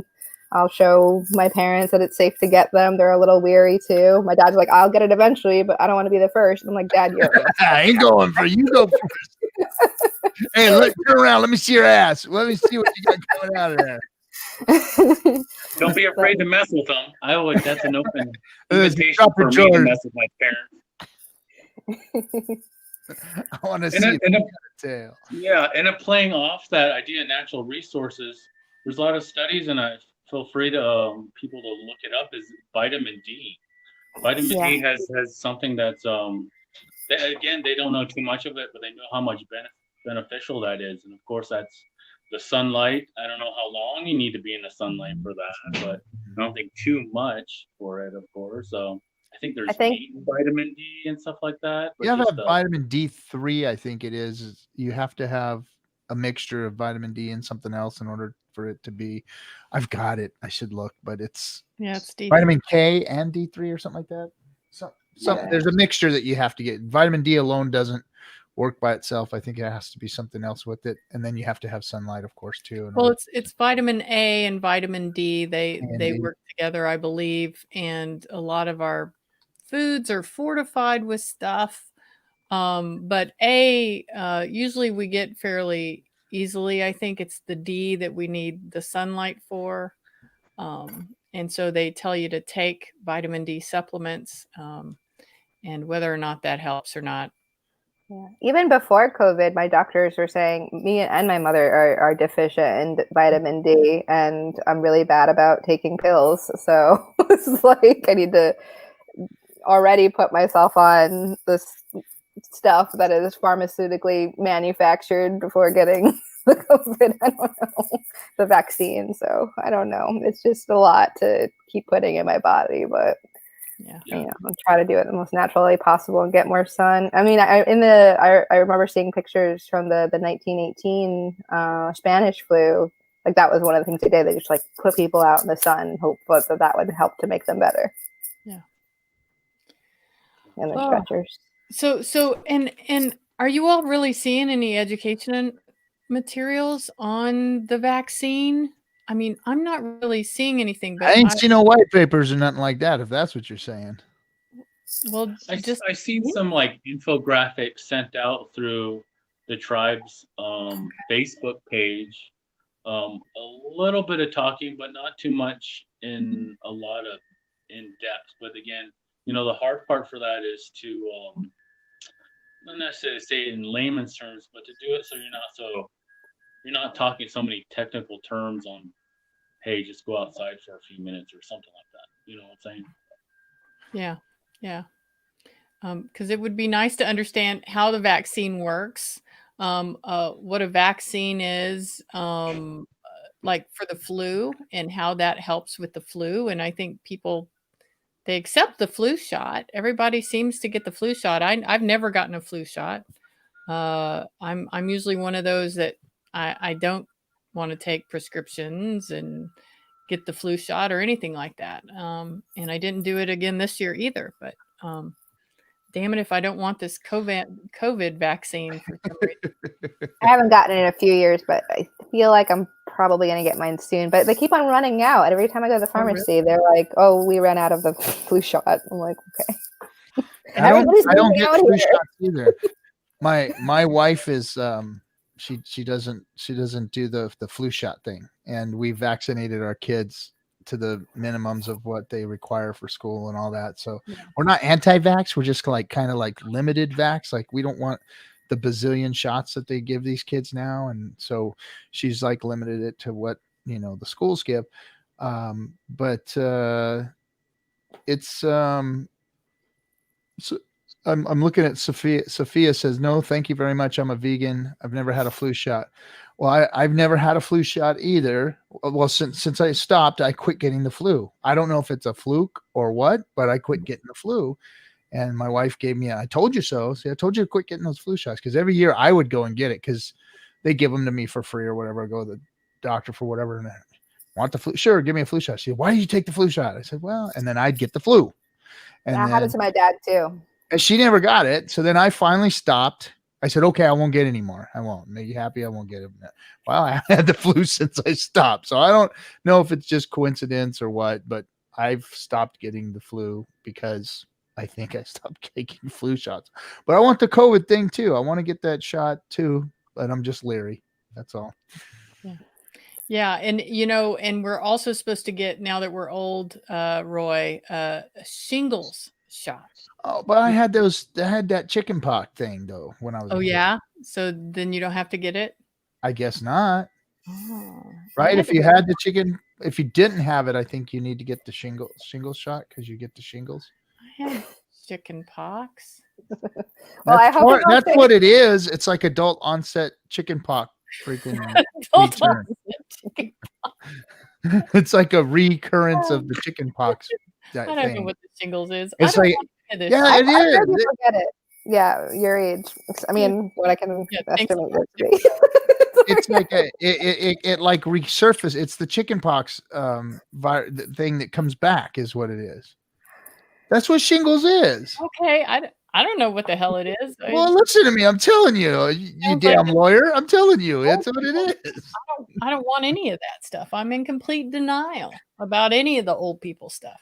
You know what? There's going to be this really cool jingle dress dancing thing. I saw on the social distance powwow Facebook's thing coming up. And that's just one thing I would tell people to go check out because that brings medicine in a way that I think hopefully shingles too will cover.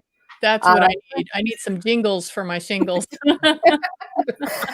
I got to get going, but it was so nice chatting with you. So Kelly, take care, everybody. Thanks for coming, Kelly. Thanks for joining us. That was awesome. Nice meeting you too. Hey, what about can we get the link to your stream so that we can post it here? Or let me give it a look for it. I'll give you the website and hopefully follow up with the recording that my cousin Tila and I did a few weeks ago. It's being edited, but yeah, it was a pretty good one about Shinnycock and what we've been doing, and so yeah, let us have your website at least so that we can go take a look at it. And okay, this is through my organization I work with called the Watermill Center that supports emerging artists and just kind of going into humanities and discussions, and we're all very avant-garde kind of crazy place at the same time. You can drop it in the private chat there on the right hand side. You see the private chat there. Okay. You can drop it there and we can share it. Sure. Either way, in the public or in the private. Yeah, in either one. Alrighty. Now I'm heading out. Okay. There we go.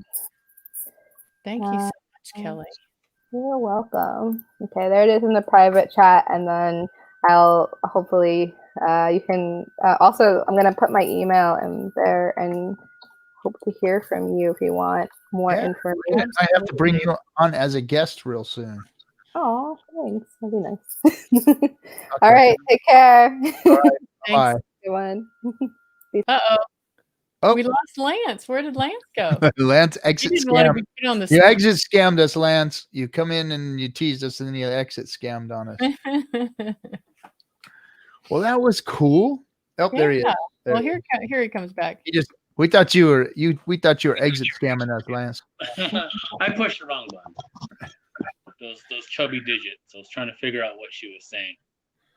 Watermill? Is that what she said? Yeah, Watermill Center. So I just put it in the chat. Awesome. Man, Lance, you remind me of you look a lot like my cousin Michael from the Caddos, and he's Lance is better looking than Michael. Michael's older, for sure, of course. But I mean, still, the white hairs are coming in. They're getting there. You just said that you want to try and get my cousin on here as a guest, and you just told him somebody else that. Well, I gotta figure out some way to get Michael to respond. I was trying to get JD in there. JD, yeah, JD about it. JD, you can come and join us with your Scotch tape on your camera. Yeah, he's like, So Lance, tell us some smart stuff. Some smart stuff. You've always got some really great comments. Yeah, you do. You know, I usually just feed off of what you guys and then what I just usually run into. I know I came across a lot of that mass hanging during Abraham Lincoln's. The Mankato 38. I was hoping we'd talk about that. And I know there's like a full history. I know a lot of posted towards the result, but I always thought it was interesting on how they got there, because I remember reading an article and I was really trying to find it today just to kind of re-up on that history, because everybody was kind of expressing out and say, hey, there's this prior story, you might want to see how it got to there. Well, they still have a horseback walk that they do every year during that time for them, and then that was Little Crow. Oh, look who just popped in. Let's bring him up, and we'll let him get in this conversation. Everybody without a camera. That was JD. What's happening, brother? Let's bring him up. Let him get in this conversation. Everybody. All right, JD, you got to turn off the sound there. You're watching it and you got your video on, so you got to turn off the stream. Everybody. Okay. Right, JD, you got to turn off the sound there. You're watching it and you got your video on, so you got to turn off the stream. Everybody. Okay. You got to turn off Kelly on Facebook. Hit the restart. Indian TikTok. And now you wonder why. And now you wonder why I don't do this, eh? Hey, we got you on though. That's good. What's happening, JD? Now, how do I get to the picture? Oh, you see where the little cog is? It says camera and mic. Cam mic. Gotcha. Cam mic, right there at the bottom. Are you on a computer or your phone? No, it's the computer. Okay, there should be on the bottom of the screen. There's a little box and it has leave the studio, share your screen, camera mic, stop cam, mute. You go to the camera mic, and then you can turn on your camera right there. So while you're doing that, JD, I'm going to read something that Kelly put on the Facebook chat about Mankato. It says, on the day after Christmas in 1862, 38 Dakota men were hanged under order of President Abraham Lincoln. The only president, by the way, that's ever hung any Indians.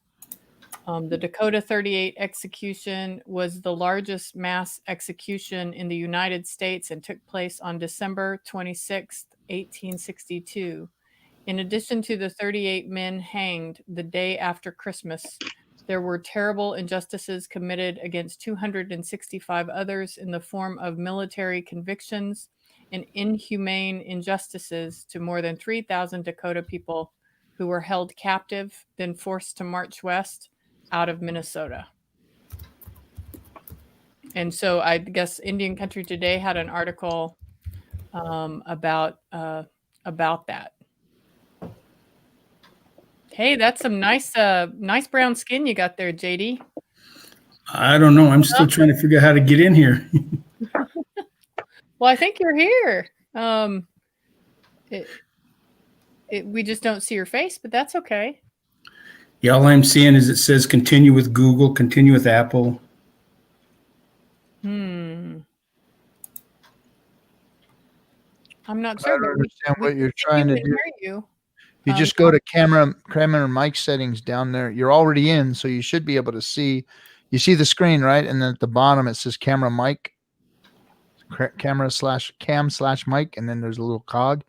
You click on that. Nah, Roy, it says I got to log in to continue, it says.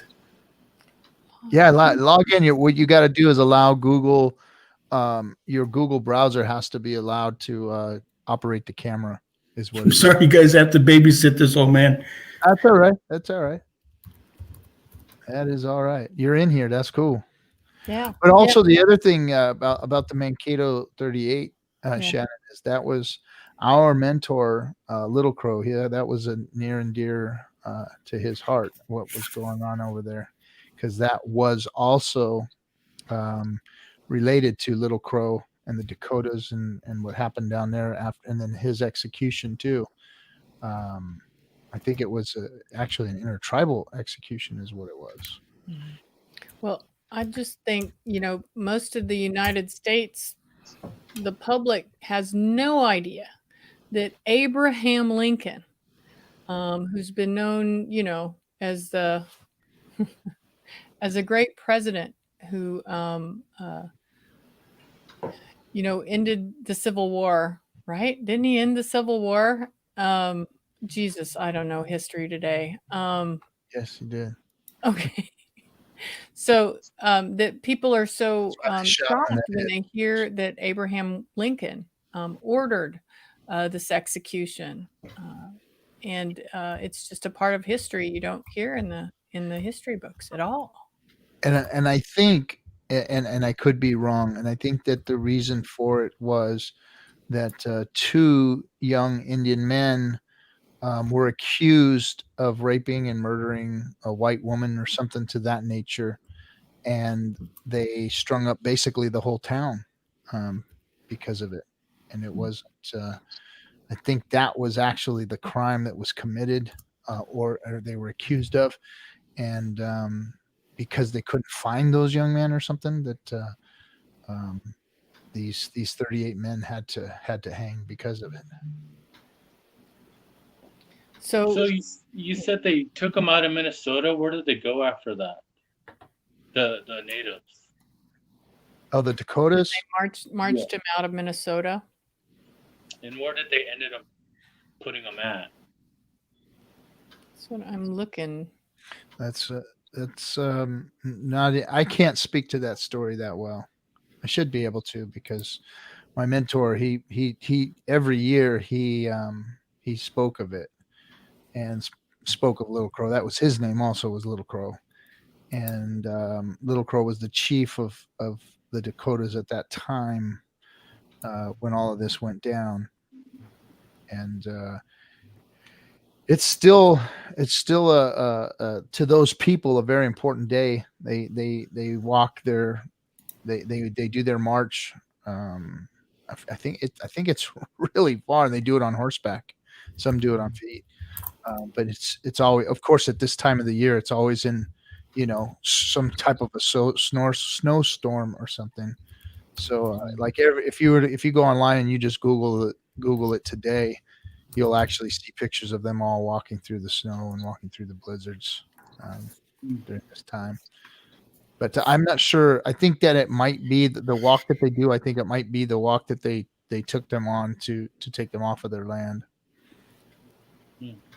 Yeah, I'm not seeing anything about it in the Indian Country Today article. Yeah. But I may be missing something. Yeah, that's see these kind of stories. It always impresses me. Well, and I don't. I'm not a good historian. That's not what I do. I like to read it, but I don't feel competent telling it all the time. But so many of these stories we have no clue about in the United States. We did the association partnered with some folks at who are Cheyenne, and there was also a battle. Now I'm forgetting what that battle was. Are you talking after the Little Bighorn or before? I'm sure before. I have to look. Sorry, you guys. I know before they call it the Battle of the Rosebud.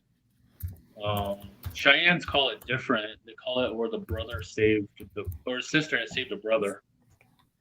Sand Creek. So the Sand Creek Massacre. Sorry. So we did a video on the Sand Creek Massacre a few weeks back, where it's amazing. There are still people alive today who were either told the story, who were told the story that it was in their family, that people in their family, how they survived these massacres. And the trauma that continues today from having lived through that, it wasn't that long ago that these events occurred, and that there are people that are still alive today who have who were raised by the people who had to go through these things. So I just don't quite understand how these are stories that are not told as part of our American history. Who wants to? There's stories of atrocities and military crimes and leadership disgraces. I mean, you're like you just said, you're talking about Abraham. Abraham Lincoln is a friggin' hero in U.S. history, but he was a masochist when it comes to this story. 38 human beings being swung up. And like I said, I'm not 100% sure on the exact reasons, but I do believe that it was something to that nature, where a couple of men who were never tried, but were actually accused of something. And then everybody in the town had to pay. I mean, it's atrocities, and nobody wants to speak that history when you're trying to tell the history of a nation that is, brought itself up from its bootstraps, and they want to put the Indian in its place and make the Indian, the Indian helped us, the Indian brought us this and gave us that, and then but the rest of it is all let's not talk about all that. Let's not talk about it. I want to invite, Kelly seems to have a lot of knowledge about this. Another Kelly, not the Kelly that was with us earlier, a Kelly on our chat on our Facebook. Mm-hmm. Kelly, please feel free to join us. But that was yesterday, was the big day for that. So yesterday, yeah. The Mankato 38, and I do remember, Little Crow, our mentor, giving me the write up on it and telling me a little bit about the history of that, and that those people to this day continue to do that march every year in the dead of winter in that area, which is, I mean, it's just god awful cold over there right now. Right. And they still do it every year to remember those folks, and those are the things that we should remember.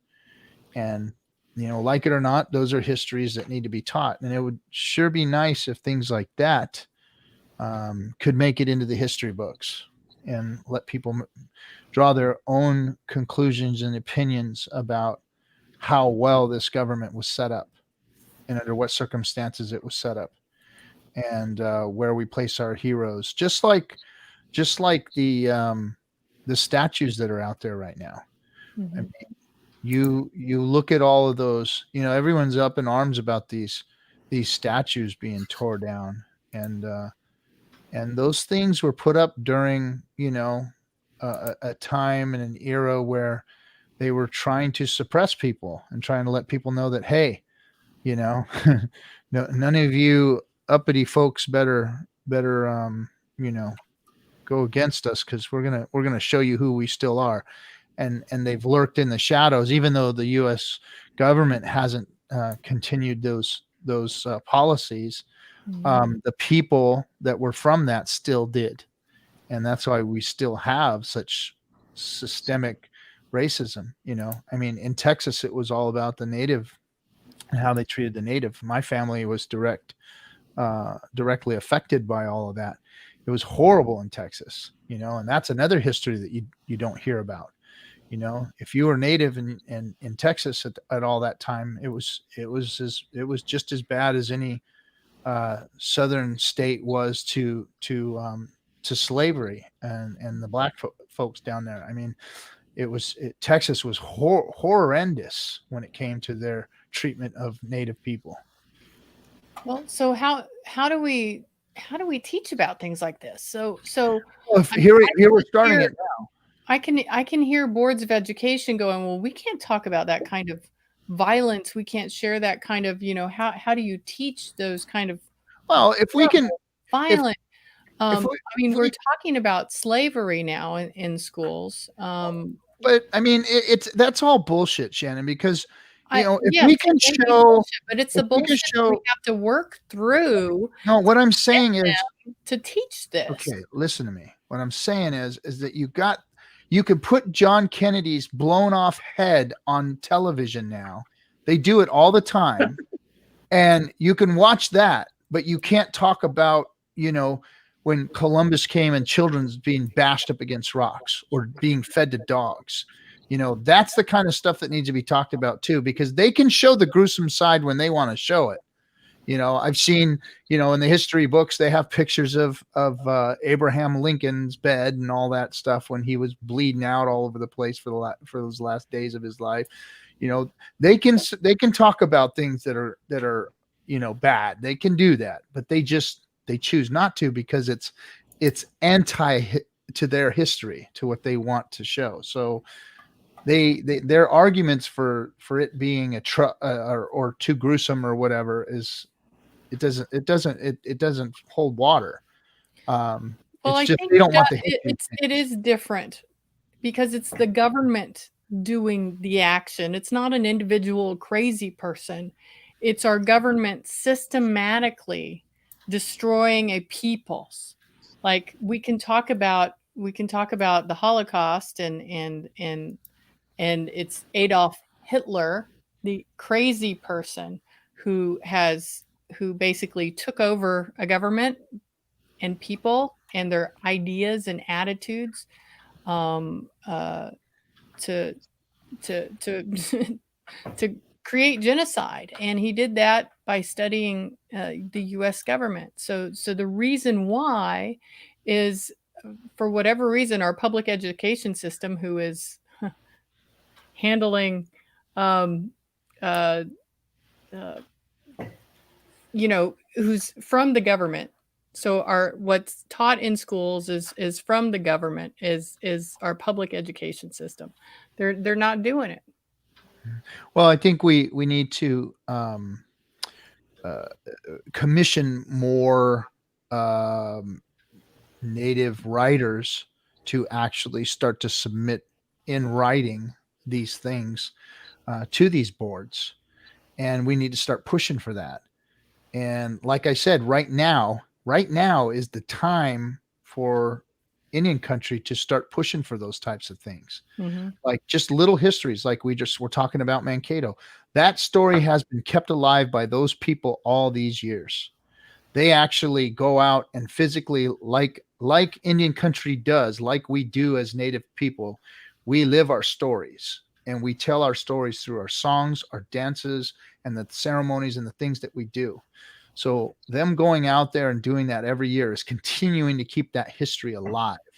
And now that needs to be brought into the limelight. So they haven't stopped doing that since it's happened. So every year on the 26th, they're out there on horseback and walking through the snow for those people that lost their lives that day. And that's, once you tell a story like that, you know, and Wounded Knee and Sand Creek and all these other things, then I think that they're going to start to pay attention more when we finally get it into a writing somewhere. And right now is the time. I think right now is there's a chink in the armor. There is the iron is hot, I guess, you know, when you want to, it's time to strike. And that's the kind of issue that can, like I said, environmental issues are going to be one thing. But having a story like that you can get into a book of some type, I think is going to be, what was that? I have no idea. I wonder if it wasn't me trying to get in. I might have to check out and get back in. I can hear everything, but I can't see anybody. We can hear you too. Let's go ahead and have you chime in on this, because you're up on the screen. But yeah, we can hear you. Go ahead, JD. Well, just to add a little something to that, one thing that I find is hard with that discussion is some of the stories that need to be told. Because we're public, I don't know how much I should expose with my mom or not, but it's really funny that. Let me back up a little bit. When I started reviewing the boarding schools and some of the efforts that they're making there, yeah, it's nice to have people actually have the conversation with it. But when I talked to my mom, you know, because she was actually taken, and that's a story within itself. But sometimes the stories aren't really being told. And another thing that doesn't really happen is you don't see the angst that people actually experience, you know, and that's one thing that I think is hard. You know, we talk about the battles and such here in Colorado going out east. There's a place that's called Beecher Island, and there was I want to say battle, but a skirmish or whatever you want to call it that happened out there. And I go out there and we burn, you know, we go out there and pray and such, but it's amazing how that part of the history is not even showed, where there's that type of stuff that happens. But to imagine the trauma and the drama, and I think that's what gets lost, is we don't see the angst that everybody experiences, you know, and I think that's where we lose some of the people, is they just see it as a history. They see the school and they think, oh yeah, that's just history, but they don't realize that's my parents. Yeah.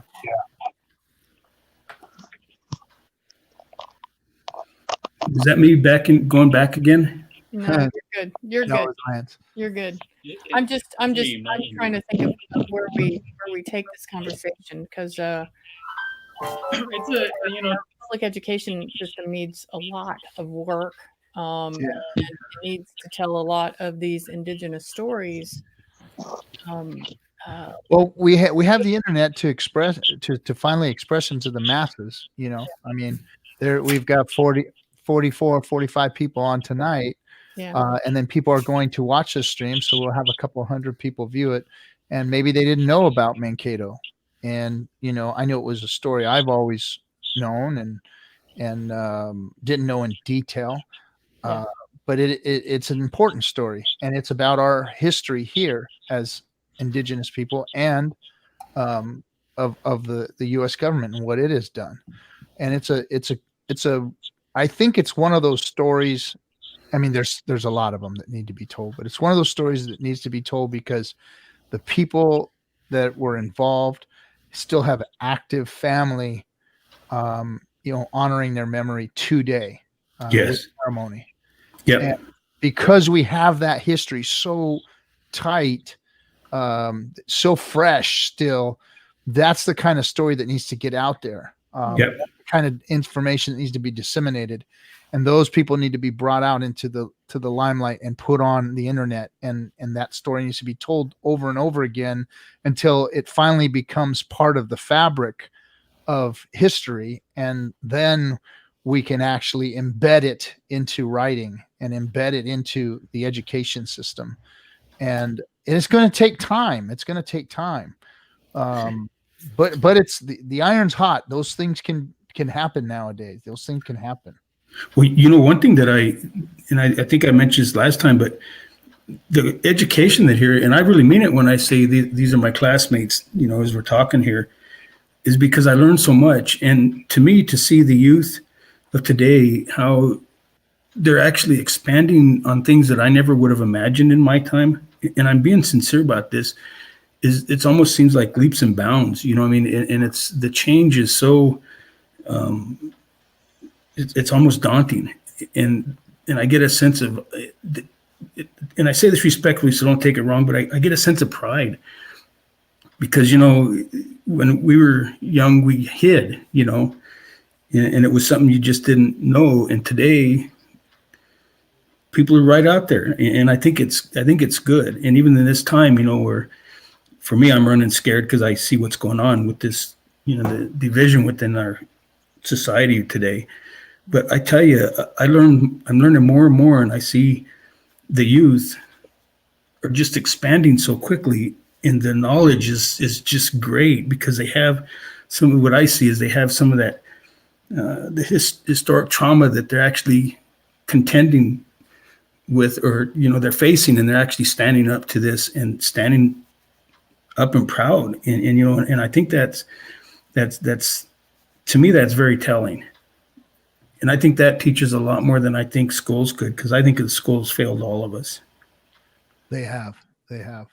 Yeah, that complex of quote unquote Native American studies is always something that's you got tons of information trying to squeeze it in sometimes in the semester, that's just something that's so hard to really fine tune and helps at least on that collegiate level to understand all the little interworkings, even on tribal culture wise. A lot of tribal cultures are not written on in a textbook to even understand why some tribes moved a particular way or decided a particular way, even despite the U.S. or how the U.S. moved and how they reacted to stuff. Even coming down to monuments, the Little Bighorn battlefield, they didn't have an Indian thing commemorating the Indians for the longest time, and maybe like within 10 years, it finally they made a monument for those tribes that did that, and it's an awesome monument. Definitely check that out. Kind of same thing, a massacre, the Sand Creek Massacre. Just being a descendant from one of the survivors from there, it's just a unique area to be at because you're so far deep in the plains that it is so hard to. There's no landmarks to distinguish where you are, so you kind of get a sense on of how they traveled, because I know the Spanish had a hard time traveling through the plains, and they had to use navigational stuff from their ships to see the stars to actually navigate through the plains. Because once if you're driving from Denver to Sand Creek, it's mountains, and pretty much the mountains are disappeared into the horizon, and pretty soon you're just surrounded in plains. And then after a while, you start hitting. Once you get to that Sand Creek spot, it's almost like to me it was like an oasis. Now you see cottonwoods, now you see a creek going by, and you get a kind of sense of why they stop there as a way to kind of camp out. I know for the Northern Cheyennes, they do a run almost that same time. I think it's in November that they do that run. Yep. From Sand Creek all the way to Denver, but they're running to Denver to commemorate a soldier that was actually brave enough to say what happened to Sand Creek. They were all ready to say, we don't know what happened. They were ready to just like it never existed until that one soldier said something, and then everybody is like, hands are all up. So a lot of so they honor that soldier for saying something, at least to acknowledge some of that stuff back. They even had songs singing that time. I know they don't say that they had cannon fire. That there was a battle before the Little Bighorn, and they were preparing to use Gatling guns, which they did. I'm sure they did prior, but they were prepared to do that. And it wasn't only into that Rosebud battlefield they actually stopped that Gatling gun to actually make it to the Little Bighorn. And that's what the Cheyennes called the sister that saved her brother. Basically, it was the brother's horse that got shot out under him, and no one was brave enough to save that person on the field, and of course it was the sister that saved him. So that's how the Cheyennes remember it. And there's always kind of things going on that's kind of happenings like that in America, because another thing Cheyennes did, they do a Fort Robinson breakout run. So after all, they're all trying to find all the Indians to the reservoir to get ready to go to reservations, but they actually had them in encampments.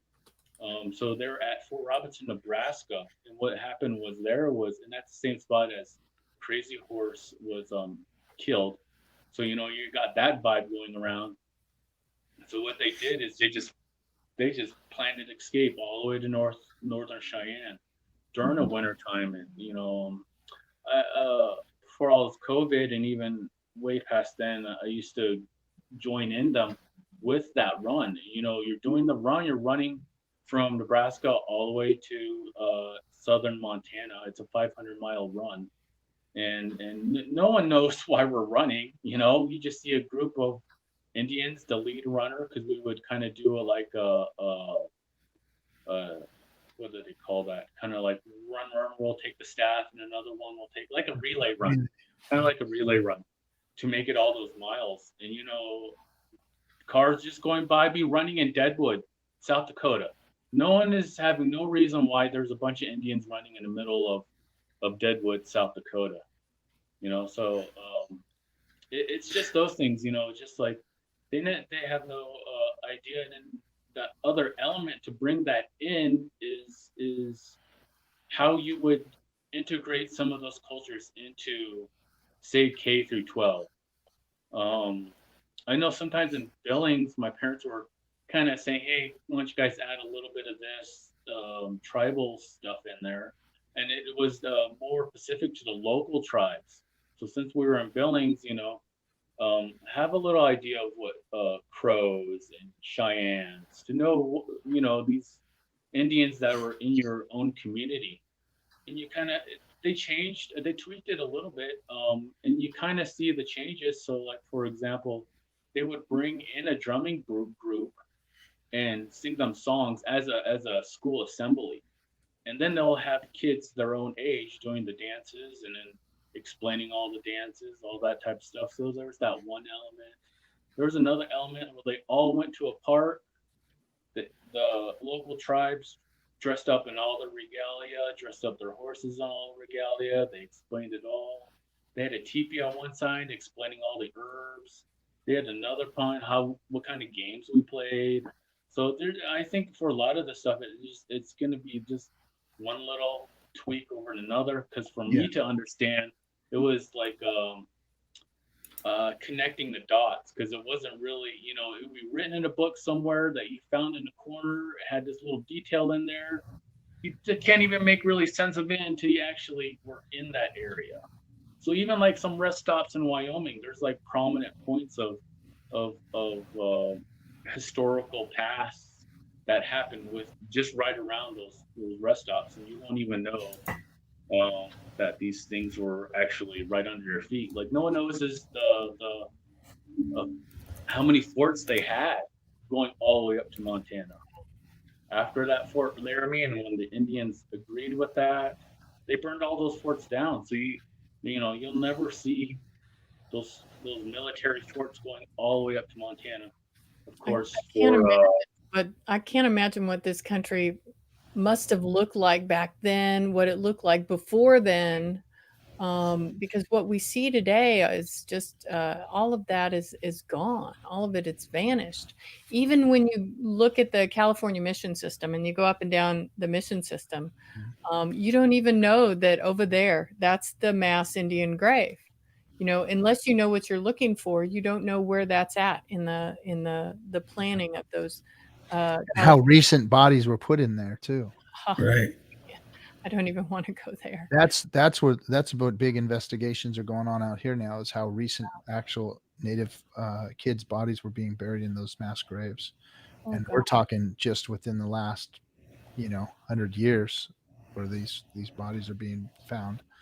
So it's there. And how many we talk about these stories that us as Indigenous people do know because we've heard through friends and through periodicals and through things, through our own reaching out and being part of the community, we know about. But how many of those stories that have been lost that will never be told, that Right.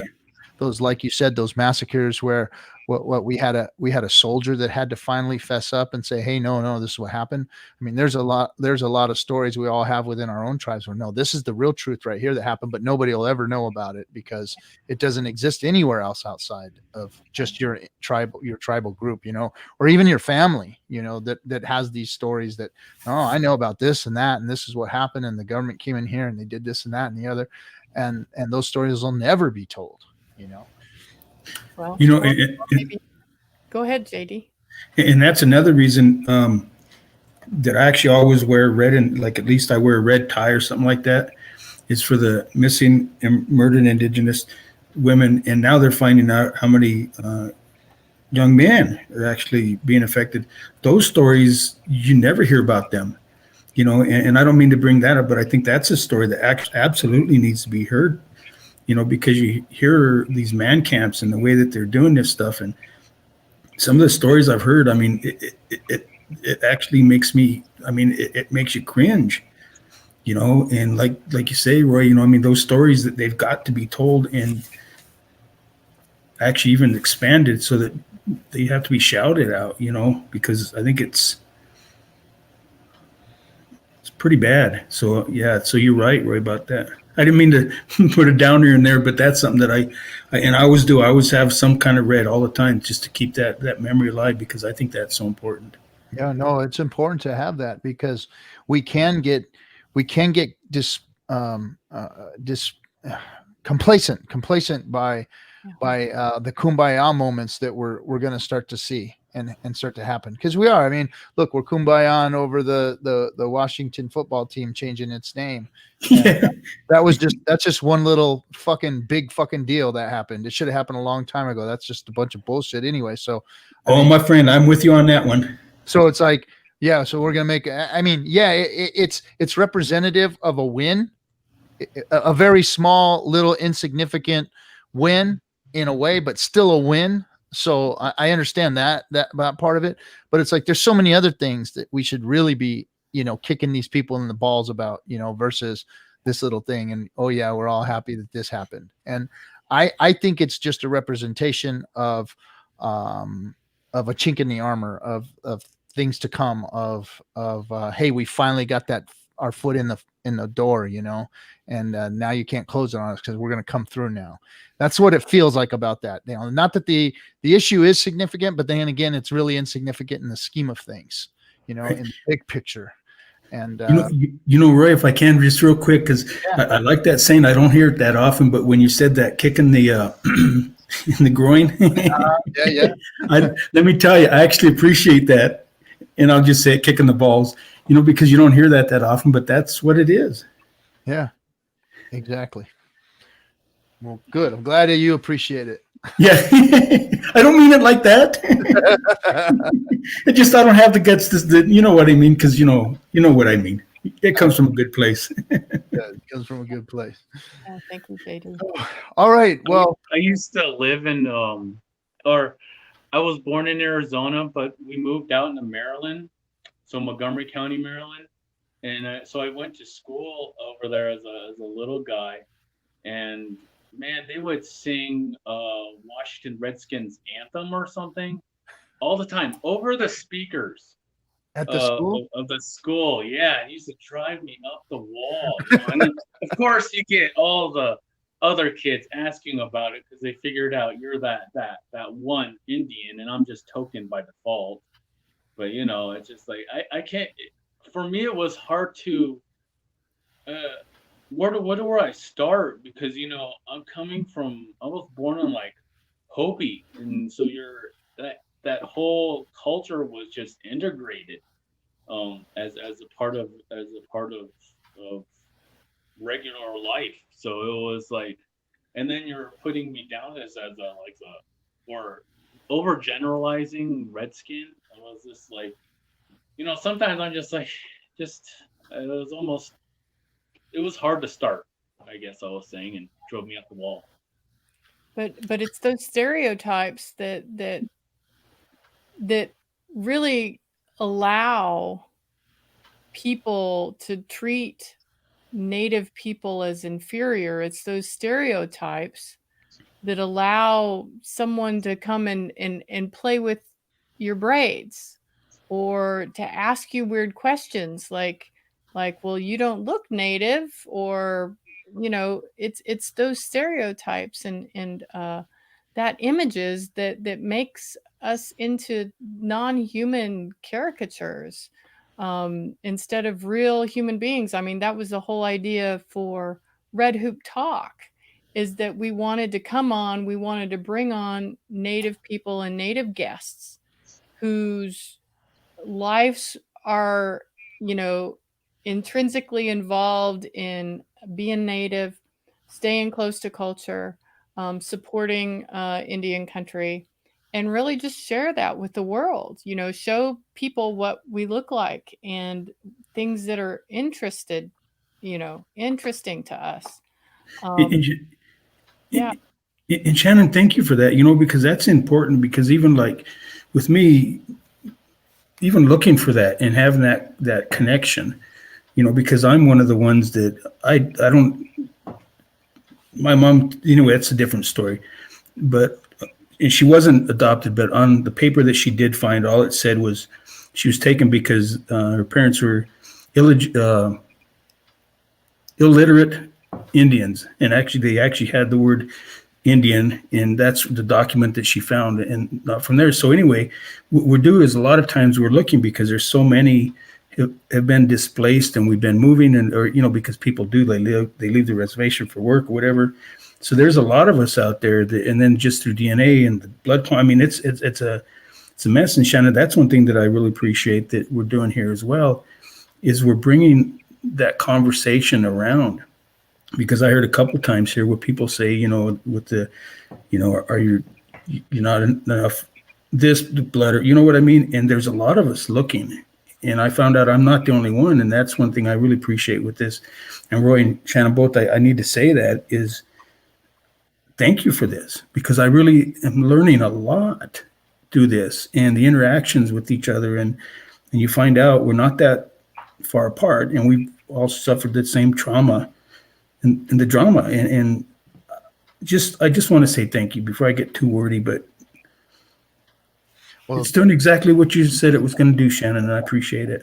Well, thank you, JD. We appreciate that. And those little kids try to say I'm inferior when it comes to basketball or football. It kind of flips on the other side, trying to tackle a big Indian guy or trying to shoot over him, man. My dad can easily say, "You got no rhythm, man. You got no rhythm." Oh, Lance, real quick. Hey, I want to say, was that you? Because, I've actually seen a couple of the videos and stuff, because they stream some of that stuff. And was that you running on there? And even if it wasn't, right on, man. I've never known anybody that was actually doing the run. So if I was there, I'd be giving you a high five. Yeah, I tell you to come and jump on in. They need always plenty of help. My favorite memory is because the majority of that run is for the little guys to learn what happened, and also just to participate on seeing all this. So of course they're teaching them along the way, but after a while those little kids get tired, go back to the hotel room. The rest of the bigger kids are still running, and man, there's some, and at least in my memory, running in the Black Hills late at night, moonlight, stars, can't beat that. High five, man. I'm telling you, I'm giving you a high five. Right on. All right, gentlemen and lady, we we should be calling it an evening now. Thank you guys for the class. I really appreciate this. We appreciate it. Thanks for keeping the chat room exciting and bringing the questions. And you guys help a lot more than you know with the show. We appreciate you both. That's for sure. Very much. Oh man, I miss my emojis. I'd be sending you guys emoji things. You guys, that was a mistake, me discovering those things. We need Indian emojis though. We need some Indian emojis. So someone get on that. Yeah. Hey, Roy's good at that. Yeah. You got to see his TikTok. I'm good at watching TikTok. I'm not good at doing TikTok, obviously. We're gonna encourage you though. Okay, I'm gonna keep trying. Be a native creator there, Roy. All right. All right, guys. Thanks you so much for coming on. We're gonna close up now, and we appreciate you both. We'll see you guys next week. I know, my friends. See you later. See you guys. Stay safe. Oops. Thanks, everybody. Actually, you won't see us next week. Oh yeah, let's tell them about next week real quick. You won't see us next week. So Shannon and I have decided that we were going to take a vacation day next week and give all of you a break from us. And so next week there will be no show. And what we're really hoping to do is we're hoping to put a little time into thinking about what we're doing for the show and making sure that we're putting out good content for you. Maybe reorganizing. You know me, I want to reorganize it more. I want to have all my bullet points and in table of contents and all that stuff together. And I want to go fishing. And and Roy does. So we're going to be talking about how we can improve the show for 2021. And please let us know if you have any ideas. Don't hesitate to give us a shout at our email. I'm going to send it in the chat right now. But after next week, we have, I don't have my list of guests. I think our guest after next week is Ernest House. And Ernest House, those of you in Colorado probably know who Ernest House is. So he's going to be with us, and we're going to be talking about Native Americans and genes and some really interesting topics. So, and probably a little bit about repatriation too. Cool. Yes. So let me put in an email address in case anybody wants to reach out to us here at the Association on American Indian Affairs, who has brought you this lovely show. What do you think, Roy? Anything else we need to? That's good. And happy holidays to everyone, and a happy new year. 2021 is going to be Indian Country's year, I believe, and we're looking forward to it. That's what I can say. Yes. Yeah. Next year. Here's the next year. We'll see y'all next year. We'll see you all next year on Red Hoop Talk.